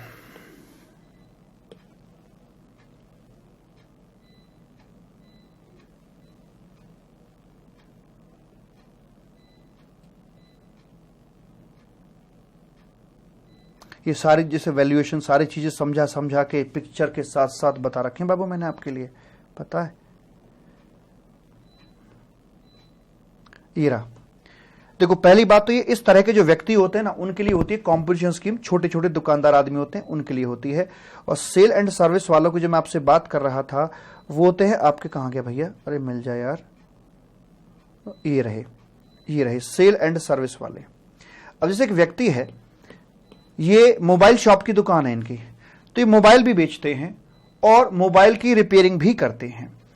तो हम कह रहे थे गुड्स फोकस्ड स्कीम सिर्फ उनके लिए है जो गुड्स में डील करते हैं। सर्विस का धब्बा लग गया ना आपके ऊपर, तो आप इसके लिए कंपटीशन के लिए अलाउ नहीं किए जाओगे। घड़ी वाला भैया घड़ियां बेचता भी है और घड़ियों की रिपेयर भी करता है, सेल एंड सर्विस, छोटी सी दुकान है। हमने कहा नहीं भैया, ये तो सेल वालों के लिए है, गुड्स वालों के लिए है। चूंकि तुम सर्विस में भी डील कर रहे हो, घड़ियों की रिपेयर भी कर रहे हो, ऐसी की तैसी तुम्हें कंपोजिशन नहीं मिलेगी। ये छोटी सी दुकान है यार, देखो कुछ सही हो रहा है क्या? ये नहीं, सही नहीं हो रहा सर। ये छोटी सी दुकान वाले को आप बोल रहे हो कि तू रेगुलर स्कीम में ही रहेगा, मंथली पेमेंट करेगा, ये सब करेगा, तुझे कंपोजिशन का लाभ नहीं मिलेगा। इलेक्ट्रॉनिक्स की दुकान पे आ जाइए, वहां भी देखिए सेल और सर्विस का मामला होता है, लेकिन सर्विस का धब्बा लगते ही ये बंदा कंपोजिशन से बाहर हो जाता है। ऐसे व्यक्तियों के लिए आप क्या करके चलोगे? तो यहां पर इन्होंने बताया कि काम करते हैं, एक लिमिट फिक्स कर देते हैं कि अगर आपकी थोड़ी बहुत ही सर्विस में डील कर रहे हो, मुख्य काम अगर आपका गुड्स का ही है, तो हम आपको कंपोजिशन में जगह दे देंगे। कि उन्होंने कहा कि अगर मान लीजिए आपका टोटल सेल और सर्विस दोनों सब मिला मिलू के आपका कारोबार मान लीजिए 5,000 या मान लीजिए 100 रुपए का कारोबार आपका बनता है उदाहरण के तौर पर, तो 100 रुपए में से आपका मैक्स टू मैक्स 10%, 10% तक ये चलेगा, बाकी 90% आपका काम सेल का ही होना चाहिए। 10% की लिमिट फिक्स कर दी कि टोटल कारोबार में अगर सर्विस का शेयर 10% तक है तो आप कंपोजिशन में रहोगे, अगर इससे ज्यादा है तो फिर दिक्कत है कि छुटपुट तक तो हम सर्विस को अलाउड कर देंगे। Is it okay? Yes sir. 10% और ₹5 lakh which is higher, 10% of total turnover और ₹5 lakh which is higher, ये लिमिट फिक्स कर दी। अगर यहां तक आप सर्विस में डील करते हो तो अलाउड है, आपका स्वागत है स्कीम के अंदर, वरना भाई साहब आप यहां से लौट जाइएगा। राइट? Yes sir. तो दो तरह की जो हमारी स्कीम है, इसमें एक गुड्स फोकस्ड, इसे बोलते हैं पनीर वाली स्कीम, और जो सर्विस फोकस्ड है इसे आलू टमाटर और पनीर, क्या पसंद है आपको? पनीर की सब्जी। तो ये आलू वाली क्यों है वो सब मैं आपको बताऊंगा। अब बात करते हैं इंटरेस्ट की। अब इंटरेस्ट कैसे? जैसे मान लीजिएगा एक बंदा है जो शूज में डीलिंग करता है, जूते बेचता है, उसके करंट अकाउंट के अंदर, ये तो गुड्स में डील कर रहा है, इसके करंट अकाउंट के अंदर कुछ पैसा पड़ा हुआ था और इसने बैंक में पैसे अपने डिपॉजिट कर दिए। मालिक बैंक में पैसे डिपॉजिट कर दिए, जिसके बदले इसने यहां पर इंटरेस्ट अर्न कर लिया। अब मुझे बताइए जो इंटरेस्ट अर्न किया है ये गुड्स की बात है कि सर्विस की बात है? सर सर्विस की बात है। क्या इस पे जीएसटी लगेगा? जी नहीं, जीएसटी नहीं लगेगा, क्योंकि interest on loan deposit advance पे जीएसटी आपका नहीं लगाया जाता है। मुझे बताइए बंदा किस किस में डील कर रहा है? गुड्स में भी डील कर रहा है और ये बंदा कहीं ना कहीं सर्विस में भी डील कर रहा है। सर्विस का ठप्पा लगते ही इसे कह दिया कि चल भाग यहां से, निकल यहां से। अब मुझे बताइए कौन सा ऐसा बिजनेसमैन है जो 4 पैसे ब्याज के ना कमाता हो? अब इसने जैसे ब्याज कमाया इसको बाहर निकाल देगा कि तू कंपोजिशन के लिए लायक नहीं है, तू यहां से भाग जा। तो फिर उन्होंने कहा कि भाई साहब ये तो गलत हो रहा है, निहायत ही गलत हो रहा है, फिर तो कंपोजिशन स्कीम शायद कोई ले ही नहीं पाएगा, या तो ब्याज छोड़ो या कंपोजिशन छोड़ो, दिक्कत वाला काम है। तो सरकार ने यहां पर क्या किया? चश्मा निकाला, हाथ ऐसे हाथ रखे और बोला हमने कुछ नहीं देखा है, हमने कुछ नहीं देखा है, हमने कुछ नहीं देखा है। ऐसे मान के चलिए जैसे आपने कोई ब्याज नहीं कमाया है, ब्याज कमाने के बावजूद भी हम आंखों पे पट्टी बांध लेंगे और हम ऐसे मानेंगे जैसे आपने कुछ काम किया ही नहीं है। हम आपको ऐसे ट्रीट करेंगे जैसे कि आप सिर्फ गुड्स में ही डील करते हैं और आपको यहां पर कंपोजिशन स्कीम का लाभ दे दिया जाएगा। तो जो भी इंटरेस्ट अर्न की यहां पर बातें करी जाएंगी तो आप उसे ऑलवेज इग्नोर करके चलेंगे, इंटरेस्ट को आप ऑलवेज इग्नोर करके चलेंगे।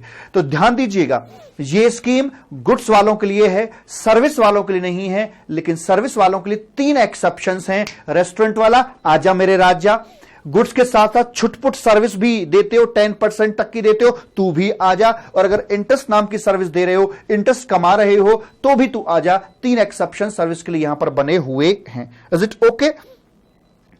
हाँ, हमने कुछ नहीं देखा। वेरी गुड मेरे बच्चा। ठीक सर जी, आगे बढ़ें। हाँ, आगे बोलता supplier of non taxable goods. Non taxable goods में आपका alcoholic liquor for human consumption आ जाता है, पेट्रोलियम प्रोडक्ट्स आ जाते हैं, इन पे तो वैसे भी जीएसटी नहीं है, कंपोजिशन का खाक लोगे तुम। Person who supply the goods through e commerce operator.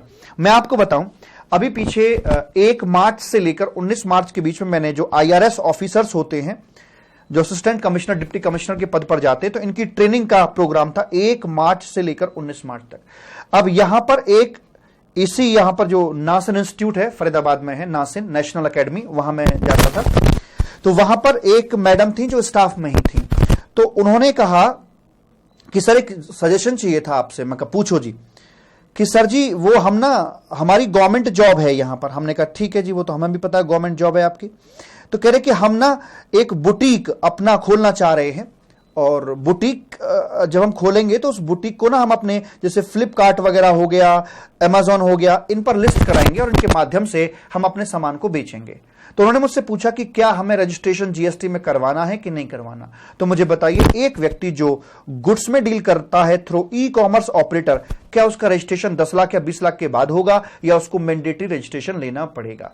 तो रजिस्ट्रेशन चैप्टर के अंदर सेक्शन नंबर 24 में हमने देखा था टैक्सेबल पर्सन में कि इनको मैंडेटरी रजिस्ट्रेशन लेना होता है। 10 लाख या 20 लाख की लिमिट नहीं मिलेगी क्योंकि इनके संबंध यहां ई कॉमर्स ऑपरेटर के साथ जो जुड़े हुए हैं। दूसरी बात, क्या इन व्यक्तियों को इनको बुटीक चलाने के लिए, चूंकि अभी छोटा मोटा कारोबार है, तो क्या इसके लिए इन्हें कॉम्पोजिशन स्कीम का लाभ मिलेगा 1% वाला? The answer is no. इनको रेगुलर स्कीम में ही रहना पड़ेगा। तो मैंने इनको दोनों जवाब दे दिए, मैंडेटरी रजिस्ट्रेशन कराइए, कॉम्पोजिशन का लाभ नहीं मिलेगा, आपको नॉर्मल तरीके से ही जीएसटी का पेमेंट करना पड़ जाएगा। तो वही वाली बात आपकी यहां पर लिखी हुई है, person who supply goods through e commerce operator. ठीक है जी, आगे बोलते हैं मैन्युफैक्चरर ऑफ पान मसाला, टोबैको, आइसक्रीम, ये वाले जो लोग हैं इनको भी कॉम्पोजिशन का लाभ नहीं दिया जाएगा। वैसे करके यहां पर मालिक बात करी जाती है। और जब अपने नॉर्मल क्लास के अंदर जब हम होते हैं ना मालिक, तो सारी चीजें चित्रों के साथ आपको देखने के लिए मिलती हैं। टोबैको, आइसक्रीम और पान मसाला एंड इरेटेड वाटर, ये है चैनी खैनी, चैन से मजा लो, ये हो गई आइसक्रीम, ये हो गया पान मसाला और ये हो गया आपका इरेटेड वाटर, यानी कि कोल्ड ड्रिंक्स वगैरह जो होती हैं आपके होते हैं। इन पर सरकार ज्यादा कंट्रोल करना चाहती है। 28% कैटेगरी जीएसटी में आते हैं। और आप जानते हो कि भाई जहां पर ज्यादा रेट ऑफ टैक्स होता है वहां पर चोरी भी टैक्स की ज्यादा होती है, तो सरकार का कंट्रोल भी इन पर ज्यादा बढ़ जाता है। इसलिए कॉम्पोजिशन स्कीम का लाभ देकर सरकार इनके ऊपर कंट्रोल कम नहीं करना चाहते। इसलिए चैनी खैनी वाले वगैरह ये सब के सब ऑलवेज अपने रेगुलर स्कीम का हिस्सा ही बने रहेंगे। ऐसे करके यहां पर बात की जाती है।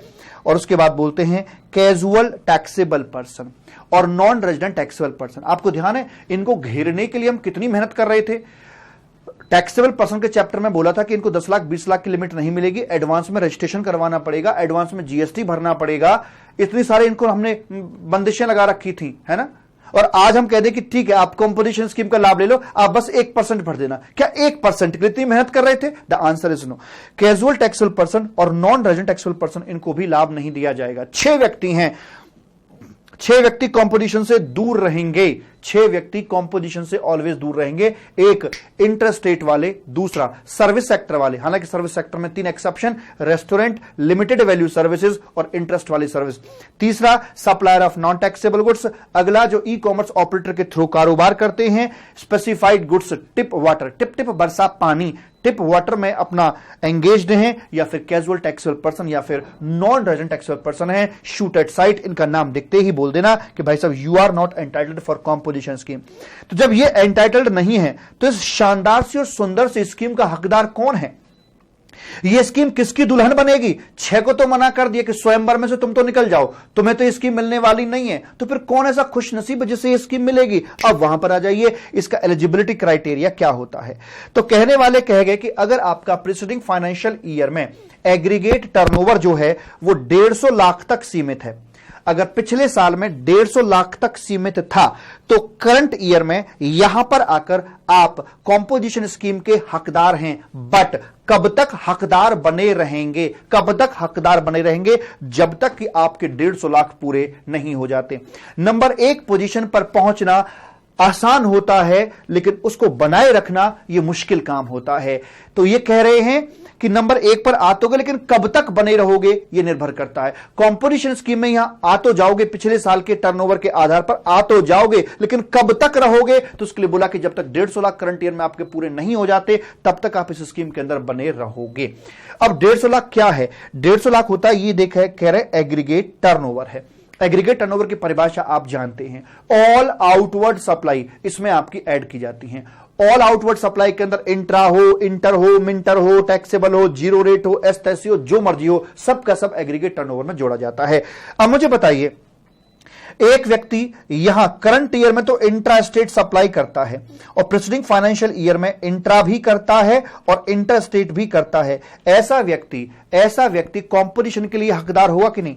करंट ईयर में सिर्फ इंट्रा करता है, पिछले साल में इंट्रा इंटर दोनों कर रहा था। तो ये जो कंडीशन थी कि इंटरस्टेट सप्लाई नहीं होनी चाहिए करंट ईयर के लिए, तो कि पिछले साल के लिए कोई पाबंदी नहीं थी। ये जो शर्तें हैं ये आपकी करंट ईयर के लिए हैं। पिछले साल में भले ही कुछ भी किया हो, हमें उससे मतलब नहीं है। करंट ईयर में आप इंटरस्टेट में इन्वॉल्व नहीं होने चाहिए, यानी कि अगर इस प्रकार की बात कर रहे हैं तो ये व्यक्ति यहां पर अलाउड रहेगा मालिक, वैसे करके बताएंगे देविका, बताएंगे जी। ओहो, सीए कपिल गोयल जी, ऑडिट डिस्कशन, प्रणाम गुरु जी। अरे कपिल जी कैसे हैं आप?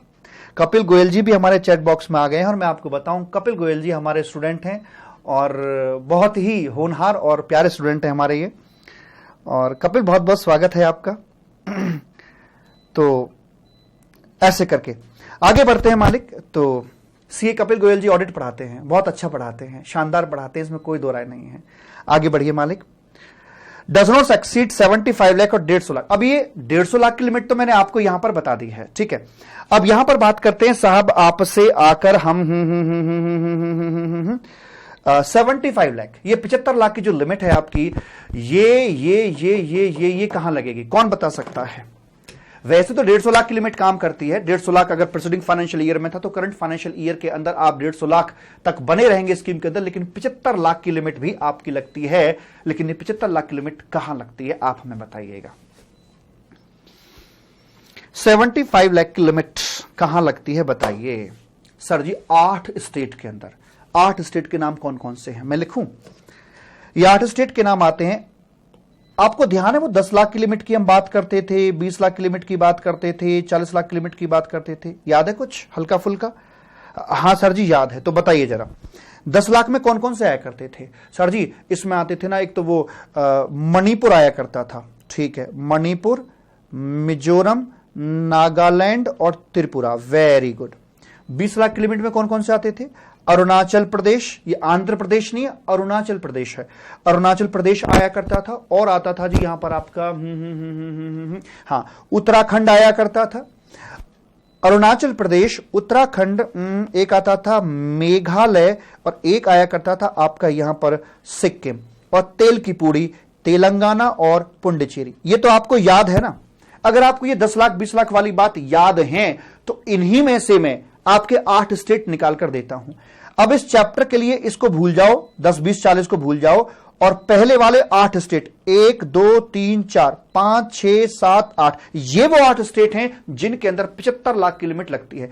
तेलंगाना पुडुचेरी को इग्नोर मानना। 8 स्टेट पहले वाले जो हैं, यानी कौन कौन से? मणिपुर, मिजोरम, नागालैंड, त्रिपुरा, अरुणाचल प्रदेश, उत्तराखंड, सिक्किम एंड मेघालय। इन 8 स्टेट के अंदर आपकी लिमिट लगती है मालिक।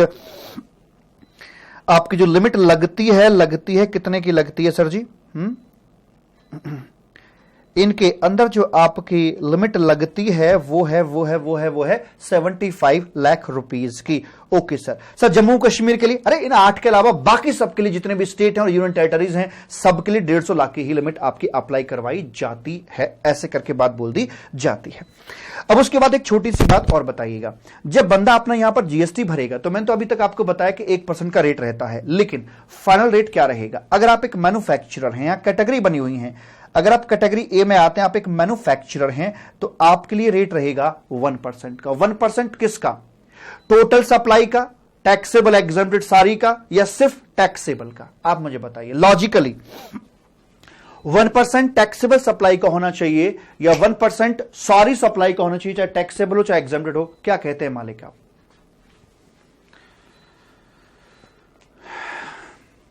क्या कहते हैं बोलो? लॉजिकली क्या होना चाहिए सर जी? टैक्सेबल या एग्जेम्प्टेड? सोनाक्षी फाइनल की भी डाल दो। फाइनल की कल आएगी सोनाक्षी? टैक्सेबल या एग्जेम्प्टेड? ये सबका?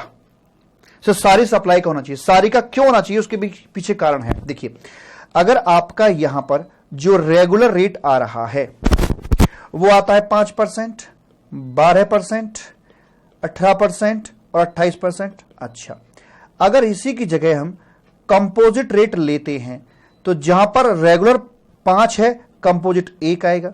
जहां पर रेगुलर आपका 12 है वहां पर भी 1 आएगा कंपोजिट। जहां पर 18 है वहां पर भी 1 आएगा। जहां पर 28 है वहां पर भी 1 आएगा। और अगर मान लीजिए रेगुलर रेट अगर आपका निल है तो वहां पर क्या ये निल आएगा? ऐसी की तैसी। जहां 28 है वहां तुम 1 कर सकते हो, हैं? जहां 18 है वहां 1, जहां 12 है वहां 1, जहां 5 है वहां, तो यहां क्या स्थिति हो रही है? यहां निल नहीं रहेगा, यहां पर भी आपका 1% ही रहेगा। तो चाहे आपका रेगुलर रेट 0 हो, चाहे वो आपका 28% हो, आपका ये ऑलवेज 1% रहेगा। तो इसलिए कहा जाता है कि 1% of total taxable plus exempted सबका यहां पर लिया जाएगा, ऐसे करके। उसके बाद में आता है आपका केस नंबर 2 करके, कि अगर रेस्टोरेंट की बात कर रहे हो तो यहां पर रेट आपका 5% का लिया जाता है टोटल का।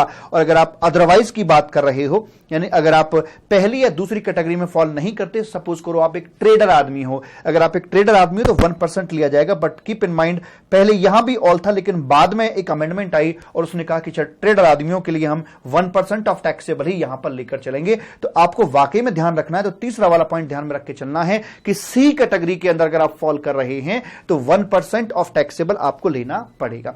अगर मान लीजिए एक व्यक्ति शूज में भी डील करता है और वो छोटी मोटी रिपेयरिंग की सर्विस भी दे रहा होता है, शूज का ट्रेडर है या शूज की मैन्युफैक्चरिंग करता है और शूज की रिपेयरिंग भी करता है, तो शूज का अगर मैन्युफैक्चरर है तो ये पहला मैन्युफैक्चरिंग ऑफ शूज जाएगी पहली कैटेगरी के अंदर, लेकिन जो रिपेयरिंग वाली एक्टिविटी कर रहा है वो आपकी यहां पर आएगी, इस वाली कैटेगरी के अंदर वो आएगी।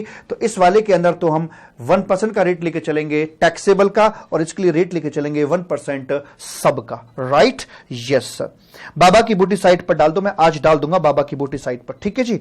यस सर, कोनो दिक्कत वाली बात नहीं है सर जी। वेरी गुड मालिक। आगे बढ़ते हैं प्रभु, और आगे क्या निकल के आता है। तो ये बेसिकली स्कीम का एक मॉडल था। और इसमें एक बात बता दूं मैं आपको, इनवॉइस की बजाय हमें बिल ऑफ सप्लाई यहां पर इशू करना होता है। कई बार मैं आपको बात कर चुका हूं, कहते हैं भला यहां पर आकर, such dealer shall issue bill of supply instead of invoice and can not charge GST from the customer. ठीक है जी। And composite tax will not be input tax for the buyer, और बायर को उसका आईटीसी नहीं मिलेगा। एक तो 1% में कस्टमर से चार्ज नहीं कर सकता, और ना ही इस 1% का कस्टमर को क्रेडिट मिलेगा, क्योंकि उसकी जेब पर उसका लोड पड़ा ही नहीं, क्योंकि यह पैसा मैंने खुद की जेब से सरकार को दिया है।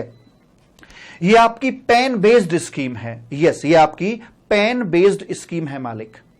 पैन बेस्ड का मतलब यह हो गया कि अगर कोई मिस्टर एक्स है और मिस्टर एक्स का अपना एक परमानेंट अकाउंट नंबर होता है, उसके अलग अलग स्टेट में कारोबार हैं, यूपी में भी है, हरियाणा में भी है और पंजाब में भी है, लेकिन सबसे वो करता है इंट्रा। यूपी से जो भी टर्नओवर वो इंट्रा है, यहां से भी इंट्रा करता है, यहां से भी इंट्रा करता है। और मान लीजिए बंदे का टर्नओवर लिमिट के अंदर है तो वो कंपोजिशन के लिए एलिजिबल हो जाएगा। अब जब कंपोजिशन के लिए एलिजिबल होगा तो क्या ऐसा कर सकता है यूपी वाले के लिए रेगुलर, इसके लिए कंपोजिशन, इसके लिए रेगुलर? ऐसा नहीं कर सकता। या तो सबके लिए, सबका मालिक एक है, जय साई राम, या तो सबके लिए कंपोजिशन स्कीम लेगा या सबके लिए रेगुलर स्कीम इसको यहां पर लेना पड़ेगा। तो ये पैन बेस्ड या ऑल इंडिया लेवल पर चुनाव करना होता है, और जिंदगी चुनावों का परिणाम है मालिक। हमें हर पल चुनाव करने होते। जैसे अभी इस मूवमेंट का चुनाव यह है कि मैं लाइव वीडियो में बना रहा हूं या बाद में देखूं। हर वक्त आप चुनाव करते हैं। आपका दिमाग आपको कह रहा हो कि नहीं बेटा पहले ये जरूरी है, ये काम कर, बाकी सारे काम बाद में कर सकता है, तो पबजी नहीं, कोई और गेम तो बाद में भी खेल सकता है। तो जैसे जैसे आपके चुनाव होते चले जाते हैं, आपकी जिंदगी वैसी ही बनती चली जाती है। रात को जब आपके 10 बज जाएंगे, दिमाग बोलेगा बेटा सो जा, सुबह जल्दी उठना है, लेकिन एक बोलेगा कि नहीं अभी मैं 2 घंटे मोबाइल और देखूंगा। वहां आपको चुनाव करना पड़ता है। आज ऑफिस जाऊं कि घर पे मौज मारूं, चुनाव करना होता है। हर पल हर मोमेंट में आप चुनाव कर रहे होते हैं, डिसीजन मेकिंग कर रहे होते हैं। यही लाइफ है। और जैसे जैसे आपके चुनाव होते चले जाते हैं, वैसे वैसे आपकी जिंदगी ढलती चली जाती है। रोटियां 4 खाऊं कि 6 खाऊं, यहां भी चुनाव आपको करना होता है। तो सही से चुनाव कीजिए और जिंदगी को सही पटरी पर लेकर आइएगा। राइट? Yes sir. तो यहां भी चुनाव आपको ऑल इंडिया लेवल पे करना होगा। या तो सबके लिए आपको कंपोजिशन लेनी है, या फिर सबके लिए आपको यहां पर रेगुलर स्कीम ही लेनी होती है। Up to limit only. Up to limit का मतलब यह हो गया कि आपकी स्कीम मिल गई, लेकिन कब तक बनी रहेगी? जब तक कि करंट फाइनेंशियल ईयर में आपके 150 लाख या 75 लाख पूरे नहीं हो जाते, तब तक आप स्कीम में बने रहेंगे। क्वार्टरली रिटर्न जानी है। फ्रॉडलेंट इंटेंट, उल्टे सीधे काम करोगे तो पेनल्टी झेलनी पड़ेगी। और it is for outward supply.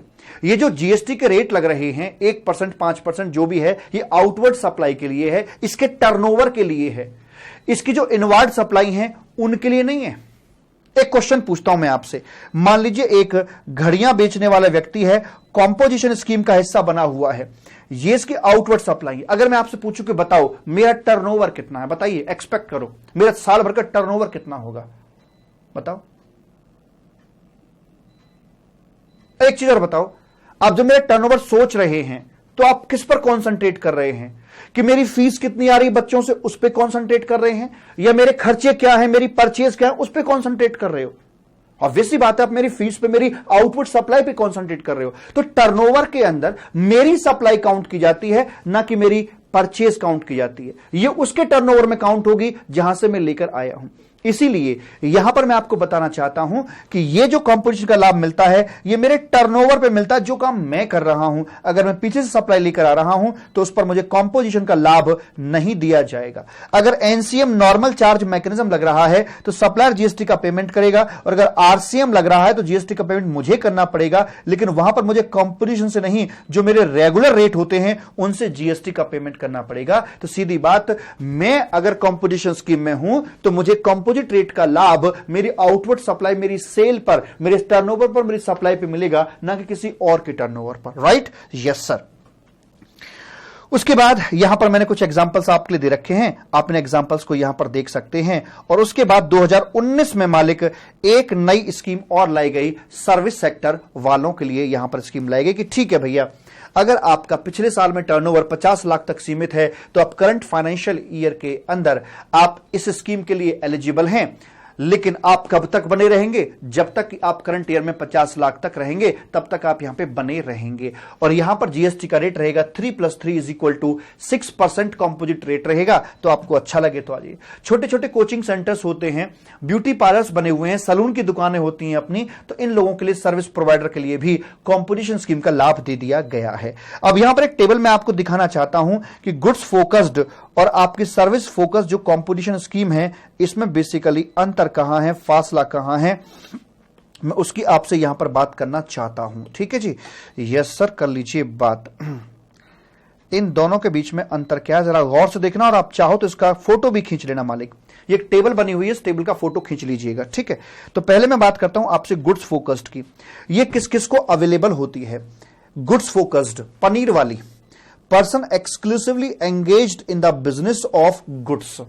अगर आप गुड्स में डील करते हो तो स्कीम के हकदार हो। गुड्स के साथ साथ अगर आप इंटरेस्ट में भी डील कर रहे हो तब भी आप यहां आ जाओगे। गुड्स के साथ साथ अगर सर्विस में, लेकिन एक लिमिट तक 10% तक उसका कर रहे हो तब भी आप यहां रहोगे। और रेस्टोरेंट सर्विस के अंदर भी आप बने रहोगे। तो 3 एक्सेप्शंस बेसिकली आपके आते हैं गुड्स वाली स्कीम के अंदर। अच्छा जी, negative list, no means no. कुछ व्यक्तियों को यहां पे मना कर दिया गया, इंटरस्टेट वालों को, कैजुअल और ये ई कॉमर्स, टिप और नॉन टैक्सेबल वाले, इनको मना कर दिया गया कि आपको ये पनीर खाने को नहीं मिलेगा। कंपोजिट रेट 1%, 5% और 1% है, मैंने आपको टेबल दिखाई थी। और प्रीसीडिंग फाइनेंशियल ईयर में टर्नओवर 150 लाख या 75 लाख है तो आप यहां पर एलिजिबल हो जाओगे और यहां तक बने रहोगे। अगर इसकी तुलना हम करके चलें बाकी इस सर्विस फोकस्ड स्कीम के साथ में, तो यहां पर कौन एलिजिबल है, कौन नहीं है? जिनको पनीर नहीं मिला उनको आलू भी नहीं मिलेगा, इस बात का ध्यान रखो। इन व्यक्तियों को ना पनीर मिला ना आलू मिला, ये तो भूखे मरेंगे, इनको वापस भेज दिया जाएगा। लेकिन यहां पर अगर हम बात करके चलते हैं तो चूंकि ये सर्विस फोकस्ड स्कीम है, तो अगर एक बंदा स्पेशली सर्विस सेक्टर में ही लगा हुआ एक्सक्लूसिवली, तो इस स्कीम का लाभ ले पाएगा। दूसरा, अगर एक व्यक्ति ऐसा है जो घड़ियों में भी डील कर रहा है, बेचता भी और सर्विस भी करता है, बेचता भी और सर्विस भी देता है, लेकिन सर्विस पोर्शन उसका 10% से ज्यादा जा रहा है। मान लीजिए उसका टोटल कारोबार 100 रुपए का था, जिसमें से गुड्स का था इसका 80 रुपए का और सर्विस का था 20 का था। तो पहले बताइए, क्या यह पनीर खाने के लिए एलिजिबल होगा? जी नहीं, पनीर के लिए लिमिट थी 10% की, लेकिन यह पनीर खाने के लिए एलिजिबल नहीं है। तो क्या बंदे को आलू टमाटर की सब्जी दे सकते हैं? यस। जो पनीर खाने के लिए एलिजिबल नहीं है, इस वाले बंदे को सिर्फ हम आलू टमाटर पर खाने को दे सकते हैं। तो ये इस स्कीम के अंदर हकदार यहां पर हो सकता है, ऐसे करके। उसके बाद जिनके लिए पनीर नहीं, उनके लिए आलू भी नहीं, इस कैटेगरी के अंदर कंपोजिट रेट यहां पर 6% का है और लिमिट आपकी 50 लाख की है। इसके अलावा बाकी दोनों के प्रोविजन कॉमन है, जैसे कि ये भी आपकी इंडिया लेवल पर आती है, बिल ऑफ सप्लाई इशू करना होता है, क्रेडिट नहीं ले सकते हैं, न सामने वाला रेसिपिएंट इसका क्रेडिट ले सकता है। तो ये आपकी 2 स्कीम आती हैं कंपोजिशन स्कीम के अंदर, एक गुड्स फोकस्ड और दूसरी आती है आपकी सर्विस फोकस्ड। मुझे बता बच्चा, बात पकड़ में आई या नहीं आई? यस और no, please tell me, yes और नो। आ गई हो तो मुझे बता दीजिएगा। हाँ सर जी ठीक है, आ गई है।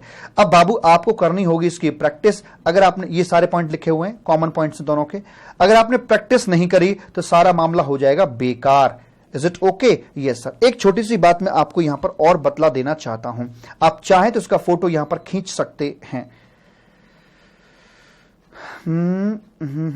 हाँ, एक बड़ी बात मैं आपको यहां बताने के लिए जा रहा हूं। बता दो सर जी। देखो, ये ध्यान से देखना, इस पर बेस्ड न्यूमेरिकल क्वेश्चंस आपके लिए आएंगे। एक बंदा है जिसका aggregate turnover preceding financial year में 150 करोड़ तक सीमित था। The person will be eligible for composition scheme. नया बिजनेस था, इसका नया बिजनेस था मालिक, नया बिजनेस था। अब नया बिजनेस था तो ऑब्वियस सी बात है पिछले साल में टर्नओवर होगा ही नहीं। क्या ये कॉम्पोजिशन के लिए एलिजिबल हो जाएगा? हाँ सर, पिछले साल में टर्नओवर था ही नहीं तो ऑब्वियस सी बात है कॉम्पोजिशन स्कीम के लिए बंदा एलिजिबल यहां पर ये हो जाएगा, कोई दिक्कत वाली बात नहीं है। ओके, कब तक रहेगा? सर जब तक 150 लाख हैं तब तक ये कॉम्पोजिशन स्कीम का हिस्सा बना रहेगा। अब 150 लाख काउंट कहां से करोगे? क्योंकि 20 लाख के पार जैसे ही बंदा जाएगा इसका रजिस्ट्रेशन भी होगा। तो जो 150 लाख की कैलकुलेशन है करंट ईयर में, वो 0 से शुरुआत करोगे या 20 लाख के बाद से शुरुआत करोगे? बड़ी बात, करंट ईयर में 150 लाख तक आप एलिजिबल रहते हो तो 150 लाख की कैलकुलेशन 20 लाख के बाद होगी या 0 से शुरुआत होगी? बड़ी बात बोलने जा रहा हूं। 150 लाख की कैलकुलेशन 0 से या 20 लाख से? सर जी 0 से। 150 लाख की कैलकुलेशन 0 से होगी। 0 से यहां तक आपके जहां 150 लाख पूरे जाएंगे वहीं कट मार देंगे। इससे पहले पहले कॉम्पोजिशन में रहिए, इसके बाद आप रेगुलर स्कीम का हिस्सा बन जाएंगे, ऐसे करके। दूसरा, अगर आपका एग्जिस्टिंग बिजनेस है तो रजिस्ट्रेशन तो एक बार होता है, शादी की तरह होता है। अब शादी की हर साल होती है। अगर मान लो किसी व्यक्ति की शादी पिछले साल हो गई तो क्या इस साल भी होगी? नहीं जी, ये तो ऐसा रिश्ता होता है कि जन्म जन्मांतर का होता है ना। तो अगर रजिस्ट्रेशन हो चुका है तो बार बार तो होगा नहीं। अब ये व्यक्ति टर्नओवर नए साल में यहां पर आया और मान लीजिए पिछले साल में इसका टर्नओवर 140 लाख रुपए का था, तो अब करंट ईयर में एलिजिबल है? हाँ एलिजिबल है। कब तक एलिजिबल रहेगा? 150 लाख तक रहेगा। 150 लाख की कैलकुलेशन कहां से होगी? 0 से होगी। कुछ भी हो जाए, what ever may happen, 150 lakh जो आप करंट फाइनेंशियल ईयर में देखते हो उसकी कैलकुलेशन 0 से करी जाएगी। जहां तक सवाल है टैक्स पेमेंट का, तो चूंकि नया रजिस्ट्रेशन था तो नए रजिस्ट्रेशन में हम जानते हैं कि 20 लाख के बाद ही आपको जीएसटी भरने की नौबत आती है। Is it okay? जब जीएसटी कैलकुलेट करेंगे तो 20 लाख के बाद ही आपको जीएसटी भरने की नौबत आती है। और जब एक बार रजिस्ट्रेशन हो जाता है फिर तो आप डे 1 से ही जीएसटी भरना शुरू करते हैं। तो अगर आपका नया बिजनेस था तो 20 लाख के बाद जो टर्नओवर है उस पर जीएसटी कैलकुलेट होगा। अगर आपका ऑलरेडी रजिस्ट्रेशन हो रखा है तो आपको शुरू से लेकर एंड तक यहां जीएसटी भरना पड़ जाएगा। लेकिन 150 लाख की कैलकुलेशन ऑलवेज ऑलवेज ऑलवेज 0 से ही करी जाएगी। ओके सर जी, कोनो दिक्कत वाली बात यहां पर नहीं है। तो आइए जरा एक बात आपसे और पूछते हैं हम लोग यहां पर आकर। जी,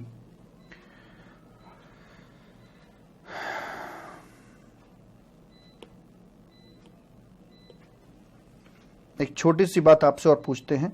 अब मान लीजिए एक बंदे का, ये मैं सर्विस फोकस्ड स्कीम की बात कर रहा हूं, एक बंदे का जो टर्नओवर था वो 19-20 का था और टर्नओवर रहा इसका यहां पर 45 लाख रुपए का, और यहां पर इसने बिजनेस किया था स्टार्ट, बिजनेस किया था इस बंदे ने स्टार्ट, और टर्नओवर था इसका करंट फाइनेंशियल ईयर के अंदर, इसका करंट फाइनेंशियल ईयर हो गया, 19-20 में शुरू किया है तो करंट फाइनेंशियल ईयर का ये हुआ। तो मुझे बताइए क्या बंदा कॉम्पोजिशन के लिए पहले साल में एलिजिबल रहेगा? यस सर, पहले साल में बंदा कॉम्पोजिशन स्कीम के लिए एलिजिबल रहेगा, कोई दिक्कत वाली बात नहीं है, कोई दिक्कत वाली बात नहीं है। और टैक्सेबल वैल्यू क्या रहेगी इसकी? सर टैक्सेबल वैल्यू रहेगी इसकी, ऑब्वियस सी बात है, 20 लाख के बाद 25 लाख और 25 लाख पे इसका टैक्स कैलकुलेट कर दिया जाएगा। अच्छा चलो, इसका 45 लाख रहा। अगर मान लीजिए इसके 150 लाख मुझे काउंट करने होते तो मैं 0 से काउंट करता या 20 लाख के बाद काउंट करता? सर जी मैं 0 से काउंट करके चलता।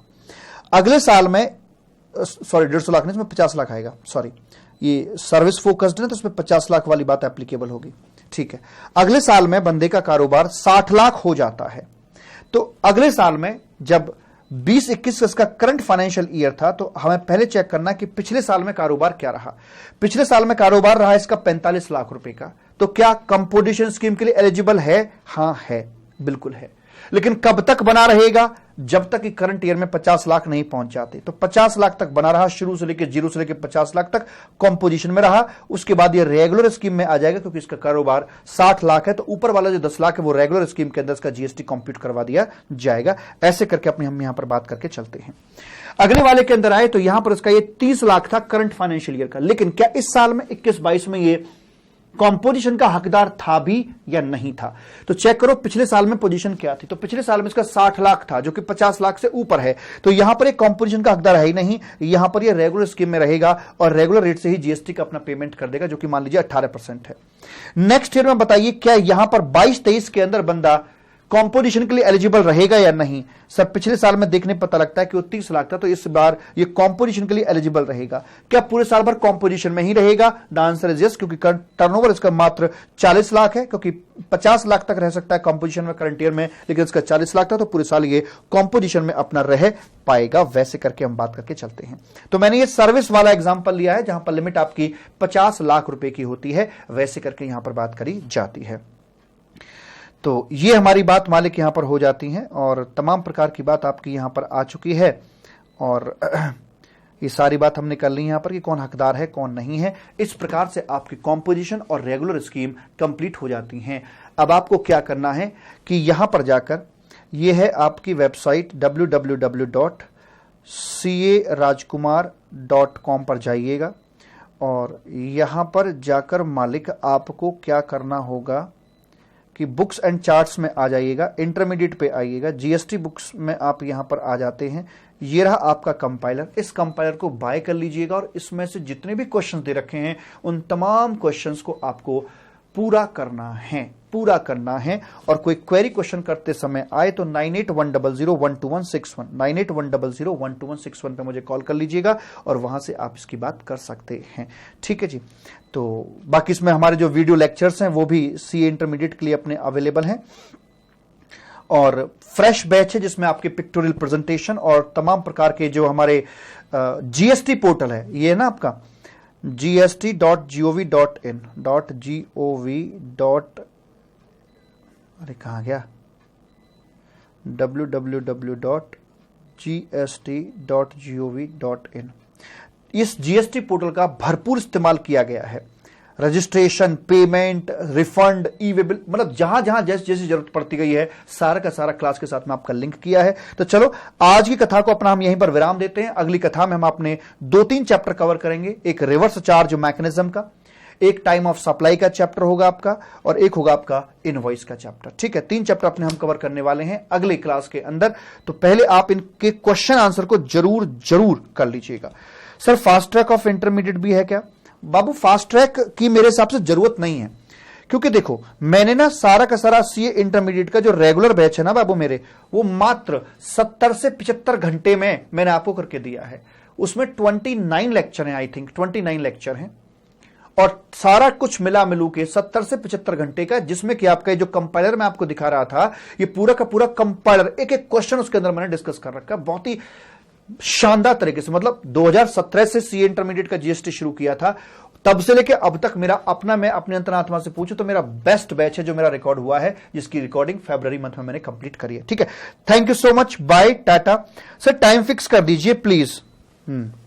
बाबू टाइम फिक्स कभी कभी पता क्या होता है, अब जैसे मैं आपको बताऊं, आज मेरा जो टाइम था करने का क्लास को 6:30 बजे का था कि मैं 6:30 क्लास शुरू कर दूंगा अपनी रिवीजन वाली।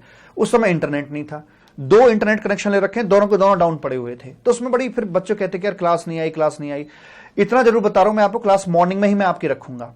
वो 8 बजे हो सकती है, 7 बजे हो सकती है, 7 से 9 के बीच में शुरू कर दूंगा क्लास। चैनल को लाइक सब्सक्राइब करके रखें, जिससे कि आपको नोटिफिकेशन हाथ के हाथ मिल जाए। ठीक है जी, तो वैसे करके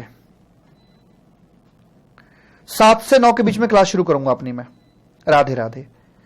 sir I am CA intermediate. हाँ, एक बड़ी बात बता दूं, सीए इंटरमीडिएट सीएम में सबके लिए है जीएसटी एक ही है, जीएसटी एक ही है मालिक। सीएमए वाले हो आप, सीए वाले हो, सबके लिए है।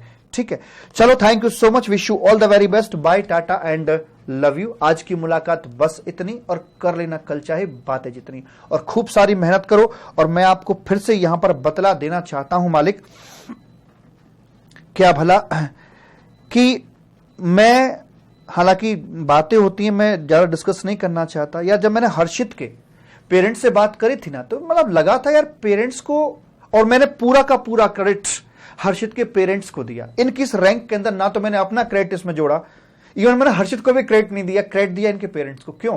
क्योंकि हर्षित ने सिर्फ साल 6 महीने में मेहनत करके AIR4 नहीं आया। ये AIR4 के पीछे माता पिता की तब से मेहनत छिपी हुई है, जब से हर्षित का जन्म हुआ है, कि बेटा कैसे उठना है, कैसे बैठना है, कैसे खाना है, कैसे पीना है, बेटा A फॉर एप्पल होता है, B फॉर बॉल होता है। वहां से मेहनत चल रही है, तब जाकर इनका AIR4 आया। इसलिए सारा का सारा क्रेडिट जाता है पेरेंट्स को। इस लायक बनाया हर्षित को पेरेंट्स ने कि वो इतना अपना स्थान देश में हासिल कर सके। आप भी अपने लिए ना सही, जो भी आप अर्न करो लाइफ में, माता पिता को समर्पित कर दो। मुझे मत देना, मुझे मत देना क्रेडिट, अपने आप को मत देना क्रेडिट, सारा क्रेडिट माता पिता के चरणों में रख देना कि जो आपने हमें दिया है, ये इसका रिटर्न गिफ्ट है आपके लिए।